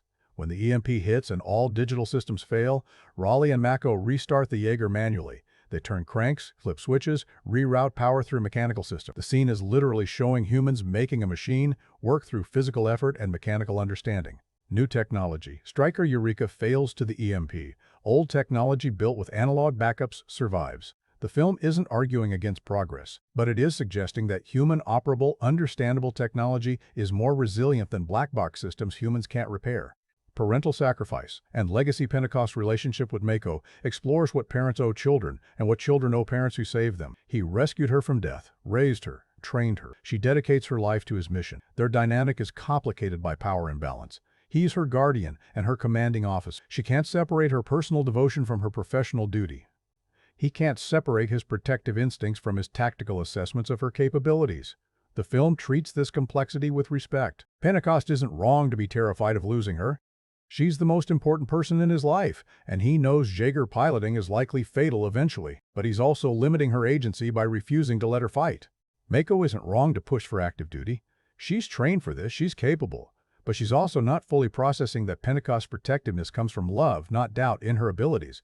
Their resolution comes through mutual recognition. She proves herself capable by controlling her trauma during actual combat. He proves his trust by volunteering for the suicide mission, showing he's not asking her to risk anything, he won't risk himself. Neither fully wins the argument. They reach understanding through parallel sacrifice. She fights, he fights, both accept the cost. This extends to Chuck and Herc's relationship. They've been drift partners, which means Chuck has spent years literally inside his father's head. There's no normal parent-child dynamic possible after that level of intimacy. They're partners first, family second. When Herc is injured and can't deploy, Chuck doesn't process it emotionally. He accepts it tactically and moves forward. Only later, when facing the mission, does the fear surface. He's about to potentially die without his father present, breaking the partnership that's defined his entire adult life. The film suggests that parental relationships reach a point where children must take on burdens parents can no longer carry. Mako becomes the fighter Pentecost once was. Chuck faces the mission Herc can't join. It's not about replacing parents, but about carrying forward the things they valued. Pentecost dies protecting others. That's his legacy. Mako survives to continue protecting people. That's how the legacy continues. Environmental subtext. This is colonization as environmental transformation, and the film doesn't shy from that metaphor. The precursors tried to colonize Earth millions of years ago when conditions suited them. Earth's atmosphere changed, making the planet inhospitable. They waited, watched, and now climate change has restored conditions they find favorable. Del Toro isn't subtle here. Humanity's own environmental damage has made us vulnerable to invasion. We've created the conditions for our own destruction. The kaiju are capitalizing on human-caused climate change, its consequences arriving through dimensional rift instead of gradually through ecological collapse. But the message is clear. We did this to ourselves, and now we're paying for it. The wall strategy becomes even more thematically loaded through this reading.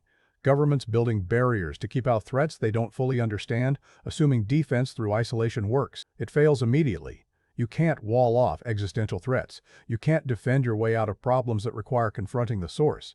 The walls are literalized climate denial, trying to protect specific territories while ignoring that the entire planet is at risk. The solution is going to the breach itself and closing it permanently, not managing kaiju attacks as they come, not adapting to frequent invasions, eliminating the source of the threat entirely. That requires confronting the problem at its origin, accepting massive risk, and potentially sacrificing everything to prevent continuing catastrophe. It's not hard to read this as commentary on how humanity should address climate change. Not mitigation, not adaptation, but fundamental confrontation of the problem's source. Why monsters? Why robots? Del Toro chose kaiju and mecha genres for Pacific Rim because those genres have always been about processing cultural trauma through fantastical metaphor. Godzilla was Japan, processing nuclear horror. Mecha anime arose from post-war anxiety about military technology and what it cost to be a soldier. These genres exist because some experiences are too large, too painful to address directly. So we translate them into giant creatures and robots, and through that translation, we process what we couldn't otherwise face. Pacific Rim applies that logic to contemporary anxieties. The kaiju represent existential threats we feel powerless against. Climate change, pandemics, institutional collapse. Threats too large for individual action, requiring collective response we seem unable to coordinate. The Jaegers represent what we wish we had, technology and cooperation sufficient to meet those threats. The drift represents what we fear we lack, the vulnerability and trust required for collective action. The film doesn't solve these anxieties. The kaiju are defeated, but only through massive sacrifice. The victory is genuine but costly. Many people die. The solution requires people giving up everything, trusting completely, working past differences. It's aspirational. This is what we could do if we chose to, but it's also realistic about the cost. Heroism isn't clean. Winning isn't easy. Survival requires sacrifice, and even victory carries grief. Del Toro is making a case for science fiction's power as emotional processing mechanism. Yes, Pacific Rim is spectacle. Yes, it's entertainment. But it's also working through genuine anxiety about humanity's ability to face existential threats collectively. The giant robots and monsters aren't substitutes for real discussion. They're the framework that makes discussing impossible things possible. They're hopeful because they choose to act as if their actions matter even when outcomes are uncertain. Pentecost knows the mission is likely suicide. He orders it anyway because the alternative is doing nothing. Raleigh knows getting in a Jaeger again might trigger the trauma that almost destroyed him. He does it anyway because people need defending. Mako knows confronting her past is terrifying. She does it anyway because someone has to fight. Hope in Pacific Rim is tactical, not emotional. It's the decision to try even when failure is probable. It's recognizing that doing nothing guarantees loss, so action becomes a rational choice despite risk. The film argues that hope is something you do, not something you feel. You hope by trying. You hope by trusting. You hope by sacrificing for outcomes you might not survive to see. That's radical in a cultural moment that often treats hope as weakness, as the viewpoint of people who don't understand how bad things really are. Pacific Rim says yes, things are catastrophically bad. Yes, the odds are terrible. Yes, most people fighting this war will die. Choose hope anyway. Choose action anyway. Choose trust anyway. Not because you're guaranteed to win, but because trying is the only thing that gives winning a chance. The film ends with that hope realized but at cost. The breach closes. Humanity survives. But Pentecost is dead. Chuck is dead. Hundreds of pilots died across the war. Cities are ruined. The victory is genuine but not clean, and that's the point. Hope doesn't mean everything works out perfect. Hope means trying and accepting that trying costs something and deciding the cost is worth paying because the alternative is unacceptable. Pacific Rim builds its thematic architecture from interconnected ideas about vulnerability, cooperation, earnestness, sacrifice, and active hope. These aren't separate themes competing for attention. They're aspects of a singular argument. Humanity survives by choosing to trust each other even when trust is terrifying, by working together even when cooperation is difficult, by trying even when failure is likely. The giant robots and monsters are delivery mechanisms for that argument. The spectacle serves the substance. And in doing so, Del Toro creates something far more subversive than dark, cynical deconstruction of heroism. He creates a film that argues heroism is possible, that hope is rational, that humanity is worth saving. In 2013, in a cultural moment defined by cynicism and irony, that argument was almost revolutionary. It still is. Pacific Rim opened in July 2013 to a domestic box office that can only be described as underwhelming. $37 million opening weekend in North America. For a film that cost nearly $200 million to produce, those numbers were catastrophic. Warner Brothers watched their investment hemorrhage money while critics offered mixed reactions and American audiences chose other summer options. Despicable Me 2 outperformed it. The Conjuring outperformed it. By the end of its domestic theatrical run, Pacific Rim had earned just over $100 million in the United States. Industry publications declared it a bomb. Trade papers ran postmortems analyzing what went wrong. And then something unexpected happened. The international phenomenon. China saved Pacific Rim. Not metaphorically, literally. Literally. The film opened in China and exploded. Audiences packed theaters. Word of mouth spread virally. Chinese viewers responded to everything American audiences seemed indifferent to: the international cooperation narrative, the earnest tone, the spectacular visuals, the lack of American exceptionalism. Pacific Rim eventually earned $112 million in China alone, more than its entire domestic gross. When you factored in South Korea, Japan, and Latin American markets, the international total climbed past $300 million. This split revealed something fascinating about global audience appetites. American viewers in 2013 were oversaturated with blockbusters, cynical about originality in franchise-dominated markets, and possibly uncomfortable with a film that didn't center American heroism as exceptional. International audiences, particularly in Asia, saw something different. They saw a Hollywood film that respected kaiju and mecha traditions without appropriating them condescendingly. They saw their countries represented not as backdrops or side characters, but as equal partners in humanity's survival. They saw spectacle constructed with craft rather than assembly line CGI. The Chinese response was particularly notable. This was before China became the world's largest film market, but the trend was emerging. Pacific Rim suggested that Hollywood films treating international audiences as equal participants rather than secondary markets could succeed globally even when failing domestically. The film became a case study in changing economics of blockbuster filmmaking, where domestic success was no longer the sole measure of viability. Del Toro's decision to set major action in Hong Kong suddenly looked prescient. The city appeared not as exotic location but as living metropolis with personality and history. Chinese audiences recognized authenticity in the production design, the density, the verticality. The film didn't patronize them with stereotypical representations. It placed a major set piece in their territory and shot it with respect for what that space meant culturally. Japanese audiences appreciated something else entirely: Del Toro's reverence for the source material. This wasn't American director slumming in Japanese genre territory. This was filmmaker who clearly loved kaiju and mecha traditions, presenting his interpretation without irony.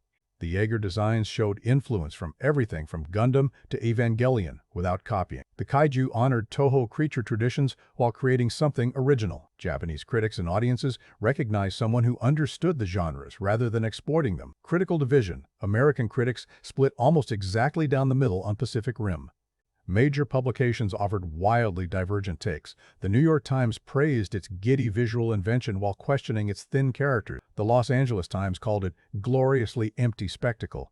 Variety appreciated the technical craft while dismissing the story. The critical consensus seemed to be beautiful to look at, emotionally hollow, which suggests many critics either missed or rejected what the film was attempting thematically. The disconnect makes sense when you consider expectation. Critics approached Pacific Rim as summer blockbuster competing in a market dominated by Marvel's increasingly sophisticated character work and Christopher Nolan's cerebral action filmmaking.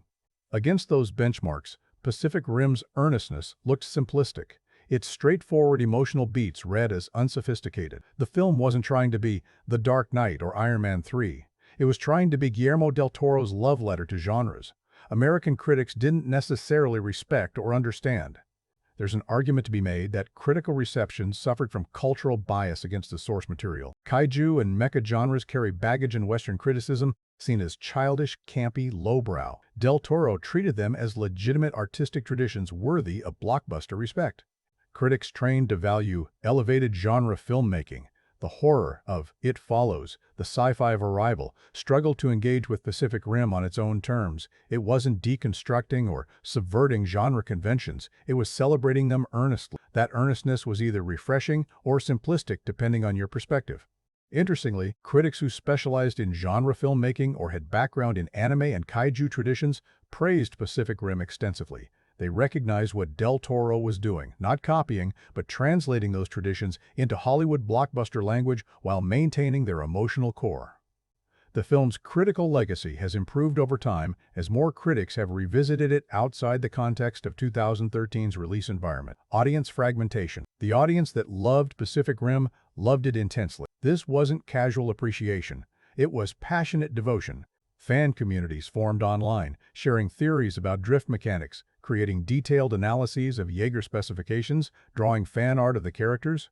The film inspired cosplay, with fans building elaborate Jaeger pilot costumes. Conventions saw Pacific Rim presence rivaling established franchises. For this segment of the audience, the film provided exactly what they wanted: spectacular action, earnest emotion, and respect for genres they cherished. But that audience wasn't large enough to drive domestic box office.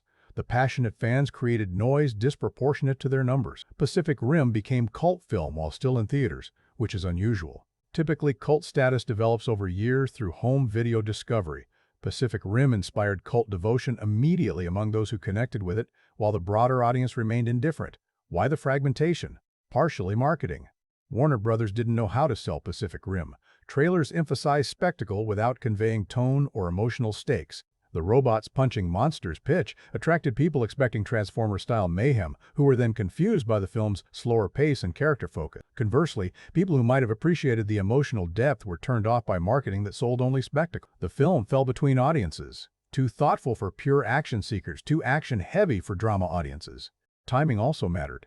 July 2013 was crowded. Man of Steel had opened weeks earlier and was still pulling audience attention. Despicable Me Too dominated family viewing. The Lone Ranger had just bombed spectacularly, making studios nervous about expensive original properties. Pacific Rim arrived in a marketplace exhausted by blockbusters and skeptical of anything without established IP. Being original was a liability in that environment. The film also asked audiences to engage with tonal sincerity that had fallen out of fashion. 2013 audiences were trained by Marvel's quippy self-awareness and DC's grim seriousness. Pacific Rim offered neither.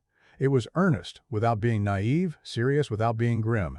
That tonal space, the one Del Toro always occupies, didn't have clear audience in mainstream American market. The people who loved it were already predisposed to appreciate that tone. Everyone else didn't know what to do with it. Industry influence. Despite its domestic disappointment, Pacific Rim influenced blockbuster filmmaking in subtle ways. The success of practical effects combined with CGI, particularly the rain and waterwork, became reference point for subsequent action films.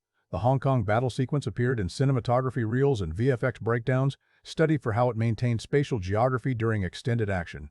Del Toro proved you could shoot comprehensible large-scale action without resorting to shaky cam incoherence. The film's international success also contributed to Hollywood's pivot toward global markets. Studios began greenlighting projects with international appeal as primary consideration rather than afterthought. Films like The Meg and Skyscraper emerged partly because Pacific Rim demonstrated Asian markets would support spectacle films that respected their audiences. The blockbuster ecosystem shifted toward global sensibility rather than American-centric storytelling with international bolt-ons. Pacific Rim's approach to ensemble casts from multiple nations influenced films like Independence Day, Resurgence, and Godzilla, King of the Monsters. The latter particularly owes debt to Pacific Rim's revival of kaiju filmmaking for modern audiences. Legendary Pictures' entire monsterverse arguably exists because Pacific Rim proved contemporary audiences would accept giant creatures fighting in urban environments if executed with proper scale and weight. The drift concept seeped into science fiction storytelling in unexpected ways. Films and shows exploring neural linking-like Avatar sequels expanding on their neural connection concepts, or Westworld's later seasons dealing with consciousness transfer operated in space, Pacific Rim helped legitimize. The idea that vulnerability is strength rather than weakness in partnership scenarios became more prevalent in blockbuster narratives. Del Toro's color palette choices influenced action cinematography. The decision to use bold colors, blue kaiju blood, distinct Jaeger color schemes, neon lighting during night action sequences created visual language that separated Pacific Rim from the muddy brown-gray aesthetic dominating mid-2010s action films. You can trace lineage from Pacific Rim's color work through films like Blade Runner 2049 and into the Marvel film's shift toward bolder color grading. The sequel reveals the original's value. Pacific Rim. Uprising arrived in 2018, 5 years after the original. Del Toro didn't direct. Stephen S. DeKnight took the helm. The sequel doubled down on everything critics claimed audiences wanted: faster pacing, younger cast, more humor, bigger action sequences. It also jettisoned everything that made the original distinctive: the earnest tone, the weighty physics, the character-driven emotional core, the international cooperation theme. Uprising performed marginally better domestically but worse internationally. Critics and audiences alike deemed it inferior. The comparison clarified what the original achieved. Uprising showed what Pacific Rim would have looked like if constructed by committee attempting to appeal to maximum audience. It was generic where the original was specific, hollow where the original had emotional weight, forgettable where the original lingered. The sequel's relative failure validated Del Toro's creative choices retroactively. Turns out the earnestness wasn't the problem, the character focus wasn't the problem, the deliberate pacing wasn't the problem. Those elements were what gave the original its identity. Uprising also revealed something about Del Toro's directorial signature. His presence permeates every frame of Pacific Rim: the production design, obsessiveness, the creature work craftsmanship, the emotional sincerity. Remove Del Toro, and you remove the soul. The sequel had the Jaegers and the Kaiju and the premise, but it lacked the filmmaker's perspective. It became generic blockbuster product, which is what some critics accuse the original of being. The contrast proved them wrong. The sequel's critical reception included significant retrospective praise for the original. Critics who dismissed Pacific Rim in 2013 revisited it in 2018 and found more to appreciate. The tonal control, the thematic coherence, the technical craft, all of it looked better when compared to the sequel's approximation. Sometimes you don't recognize artistic achievement until you see what that achievement looks like when absent. Streaming era discovery. Pacific Rim found its broader audience through streaming and home video. The film became Netflix staple, consistently appearing in various regions' top 10 most-watched lists. A new generation discovered it divorced from 2013's release context and oversaturated blockbuster market. Watched on home screens without expectation baggage, the film connected with audiences who'd missed or skipped it theatrically. This secondary discovery phase is where Pacific Rim transitioned from cult film to broadly appreciated blockbuster. Social media allowed people finding the film to share their enthusiasm, creating organic word-of-mouth marketing years after release. "You need to watch Pacific Rim" became recurring recommendation in film communities online. The film's reputation grew through grassroots appreciation rather than marketing campaigns. Streaming also allowed audiences to engage with the film on their own terms. In theaters, Pacific Rim asked for attention to 2-hour-plus runtime in single sitting. At home, viewers could pause to appreciate the production design details, rewatch favorite sequences, catch subtleties missed on first viewing. The film rewards repeat viewing. There are background details, character moments, thematic elements that become clearer with familiarity. Home viewing facilitated that deeper engagement. The pandemic era brought renewed interest. Audiences stuck at home seeking comfort rewatches gravitated toward Pacific Rim's particular brand of hopeful spectacle. The film's themes about cooperation against existential threat resonated differently during global crisis. Its earnest heroism felt refreshing in moments of genuine uncertainty. The isolation many experienced made the drift's forced vulnerability and connection seem more appealing. Pacific Rim became pandemic comfort food for people needing to believe collective action could solve overwhelming problems. Academic reconsideration, film studies, and media criticism increasingly treat Pacific Rim as text worthy of serious analysis. Academic papers examine the drift as metaphor for therapy and trauma processing. Scholars analyze the film's approach to international representation in blockbuster cinema. Gender studies critics discuss Mako Mori as model for female characters in action films. The Mako Mori test emerged as alternative to the Bechdel test, requiring female characters have their own narrative arcs that don't exist solely to support male characters' development. The film appears in discussions of genre translation, how filmmakers adapt foreign genres for different cultural contexts. Pacific Rim becomes case study in respectful homage versus appropriation, example of Western director engaging with Japanese genres without exploiting or condescending. Film theory courses use it to explore sincerity versus irony in postmodern cinema, examining how earnest storytelling functions in media environment saturated with self-awareness.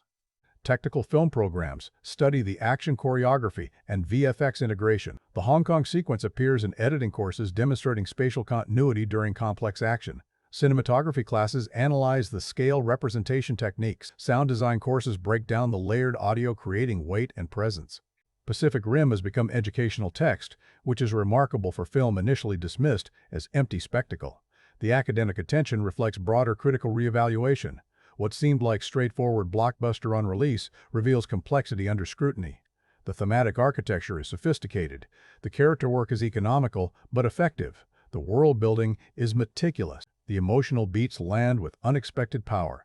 Academic analysis validates what passionate fans knew immediately. This film has substance beneath its spectacular surface. Why it endures. Pacific Rim persists in cultural conversation because it represents something increasingly rare: big-budget, original science fiction that commits completely to its vision. No franchise baggage, no existing IP, no safety net of established audience. Just a director with clear creative voice executing his interpretation of genres he loves. In an era of risk-averse studio filmmaking, that's almost radical. The film also endures because it offers specific kind of hope increasingly absent from blockbuster cinema. Not naive optimism, but tactical hope. The belief that trying matters even when success isn't guaranteed. That resonates in moment when many people feel powerless against large-scale crises. Climate change, pandemics, political instability, technological disruption. These are kaiju-scale problems requiring collective response. Pacific Rim models what that response could look like if we chose cooperation over isolation. The earnestness ages well too. As more blockbusters adopt Marvel's quip-heavy self-awareness, Pacific Rim's sincerity becomes more distinctive. There's no ironic distance here, no undercutting emotional moments with humor, no characters embarrassed by their own heroism. Del Toro trusts his story enough to play it straight, trusts his audience enough to engage without hand-holding. That trust is rewarded by audiences increasingly tired of being told everything's a joke. The film's representation of international cooperation without American exceptionalism also feels more relevant as global politics become more complex. Pacific Rim imagines a world where nations work together not through forced harmony but through recognition that survival requires coordination. That's aspirational without being unrealistic about how difficult cooperation is. The pilots don't all like each other. They work together because the alternative is unacceptable. That's a model for international relations more honest than most political thrillers offer. Finally, Pacific Rim endures because it's simply well made. The craft is exceptional. The attention to detail is obsessive. The technical achievement is significant. Those elements don't age. You can watch it years later and the action is still comprehensible, the creatures still impressive, the weight still tangible. Del Toro and his team built something designed to last, and it has. The legacy question. Will Pacific Rim be remembered in 50 years? Ask that about most blockbusters and the answer is probably no. But Del Toro's film has qualities that suggest longevity. It's the kind of film that influences other filmmakers. You can imagine future directors citing it as inspiration, the way Del Toro cited the kaiju films that inspired him. It's technically significant enough to appear in film history discussions of VFX and sound design evolution. It's thematically rich enough to support continued academic analysis. More than that, it represents a specific moment in blockbuster evolution. Pacific Rim is the high water mark of pre-franchise domination, original blockbuster filmmaking. It's the film studios stopped greenlit after Marvel's model proved infinitely scalable. It's the kind of project that feels impossible now. 200 million original property without built-in audience or sequel guarantee. That makes it artifact of different era, which automatically increases its historical value. The film also represents Guillermo del Toro operating at specific intersection of artistic vision and mainstream viability. He'd go on to make The Shape of Water and win an Oscar, validating his artistry. But Pacific Rim shows what happens when his sensibility gets blockbuster resources. It's his only pure action film, his only attempt at this scale. That uniqueness in his filmography gives it special status. For audiences who connected with it, Pacific Rim remains deeply personal film. People remember where they were when they first saw it, how it made them feel, what it meant to them. That emotional imprint is what creates lasting legacy. The film provided something audiences needed: hope, spectacle, earnest heroism, respect for genres they loved. That need doesn't expire. Pacific Rim wasn't the box office triumph Warner Brothers wanted. It didn't launch the franchise Legendary Pictures hoped for. It didn't achieve the cultural penetration of Marvel or the critical consensus of Nolan's films. But it did something arguably more valuable. It became the film people return to when they need reminded that blockbusters can have soul, that spectacle can serve emotion, that earnestness isn't weakness, that cooperation is possible. That's legacy enough. There's a moment near the end of Pacific Rim that doesn't involve Jaegers or Kaiju, that doesn't advance the plot or reveal crucial information. Mako floats in her escape pod on the surface of the Pacific, alone, believing Raleigh is dead. The water is calm, the breach is sealed, humanity has won. And she's weeping through a severed neural connection, grieving someone who shared her consciousness. The camera holds on Rinko Kikuchi's face, and Del Toro lets us sit in that grief before offering relief. That moment, quiet, human, emotionally raw, is why Pacific Rim transcends its genre trapping. Because Del Toro never forgets that beneath the spectacle, people are experiencing devastating loss and impossible hope in equal measure. This is what separates competent blockbusters from essential ones. Competent films deliver what they promise. Action, excitement, visual splendor. Essential films do that while also accessing something true about human experience. Pacific Rim uses giant robots and monsters to explore vulnerability, connection, and the choice to keep trying when rational assessment says you should give up. It weaponizes wonder in service of emotional honesty. The spectacle isn't hiding shallowness. It's the delivery mechanism for depth. Del Toro has always worked this way. His monsters and creatures aren't decorative elements. They're externalizations of internal states.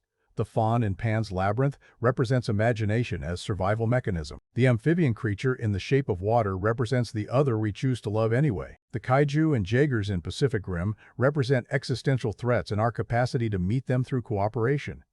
He's a filmmaker who understands that fantasy and emotional truth aren't opposites. They're partners. The more impossible the scenario, the more permission audiences have to feel without self-consciousness.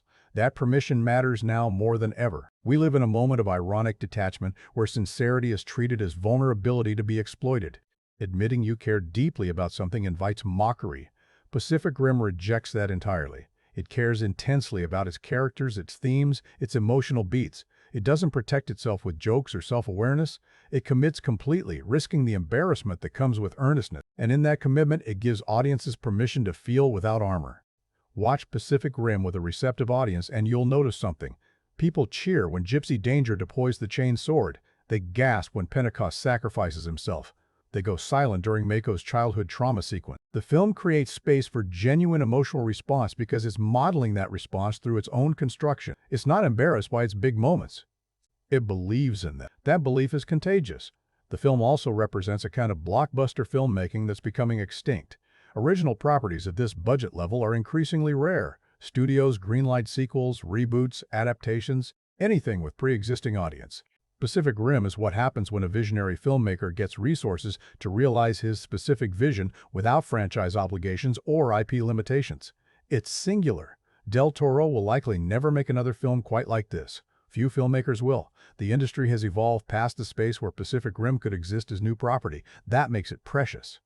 Not because it's perfect, it has flaws, pacing issues, dialogue that occasionally lands flat, but because it's genuinely attempting something ambitious with conviction behind every frame. It's trying to make you feel wonder and grief and hope simultaneously. It's trying to argue for cooperation in political moment, increasingly hostile to that idea. It's trying to rehabilitate earnestness in cynical media landscape. The attempt itself has value regardless of execution's completeness. There's also something to be said for films that trust their audience's intelligence without condescending to it. Pacific Rim doesn't stop to explain everything. The drift works because we see it work. Jaeger technology is advanced because it looks and moves like advanced technology. The international cooperation happens because the alternative is extinction, and these people are professionals. Del Toro assumes audiences can follow complex ideas through visual storytelling rather than exposition. He respects viewers enough to let them do interpretive work. The craft on display is museum-worthy. Decades from now, film students will study how Del Toro and his team created weight and scale in digital environments. They'll analyze the sound design, the color grading, the action choreography. Pacific Rim is masterclass in blockbuster filmmaking technique, and that technique is in service of story that matters. The technical brilliance enables the emotional impact rather than replacing it. But perhaps what makes Pacific Rim ultimately worthwhile is how it models response to overwhelming crisis. The kaiju represent problems too large for individual solution. The Jaegers represent coordinated response. The drift represents vulnerability required for coordination, and the characters represent people choosing to try despite reasonable fear that trying won't matter. That's not just entertainment. That's philosophy delivered through spectacle. We face kaiju-scale problems in reality. Climate catastrophe, pandemic disease, political fracture, technological disruption. These threats don't care about national borders or individual heroism. They require collective response built on trust and shared sacrifice. Pacific Rim imagines what that response could look like if we chose it, not easily, not without cost, but achievably if we commit to trying. The film ends with two survivors floating in the ocean. The war is won, but the cost was severe. Friends are dead, cities are damaged. Victory isn't clean or simple, but the breach is sealed. The threat is neutralized, humanity persists, and two people who learn to trust each other completely are alive to witness what they protected. That's not Hollywood ending where everything's fixed. That's earned resolution, where survival comes at price worth paying. Pacific Rim asks a question throughout its runtime. What are you willing to risk for people you'll never meet, for a future you might not see? Every character answers differently, but they all answer by choosing action over paralysis. They drift, exposing their most vulnerable selves. They fight, knowing they might lose. They sacrifice, understanding that their individual death might enable collective survival. They choose connection over isolation even when isolation is safer. That choice, to be vulnerable, to cooperate, to hope through action rather than feeling, is what Pacific Rim offers audiences. Not escapism that lets us forget our problems. Engagement that models how we might face them. The giant robots and monsters are a spectacular delivery system for fundamentally human story, about our capacity to meet impossible challenges if we're willing to trust each other enough to try. And sometimes, in the right moment, when you need to believe that trying matters, that spectacle is exactly what you need. Sometimes, you need to watch two people sync their minds and pilot a 300-foot robot into the space between dimensions to save a world that's broken and beautiful and worth fighting for. Sometimes, you need reminded that we're canceling the apocalypse, today and every day after.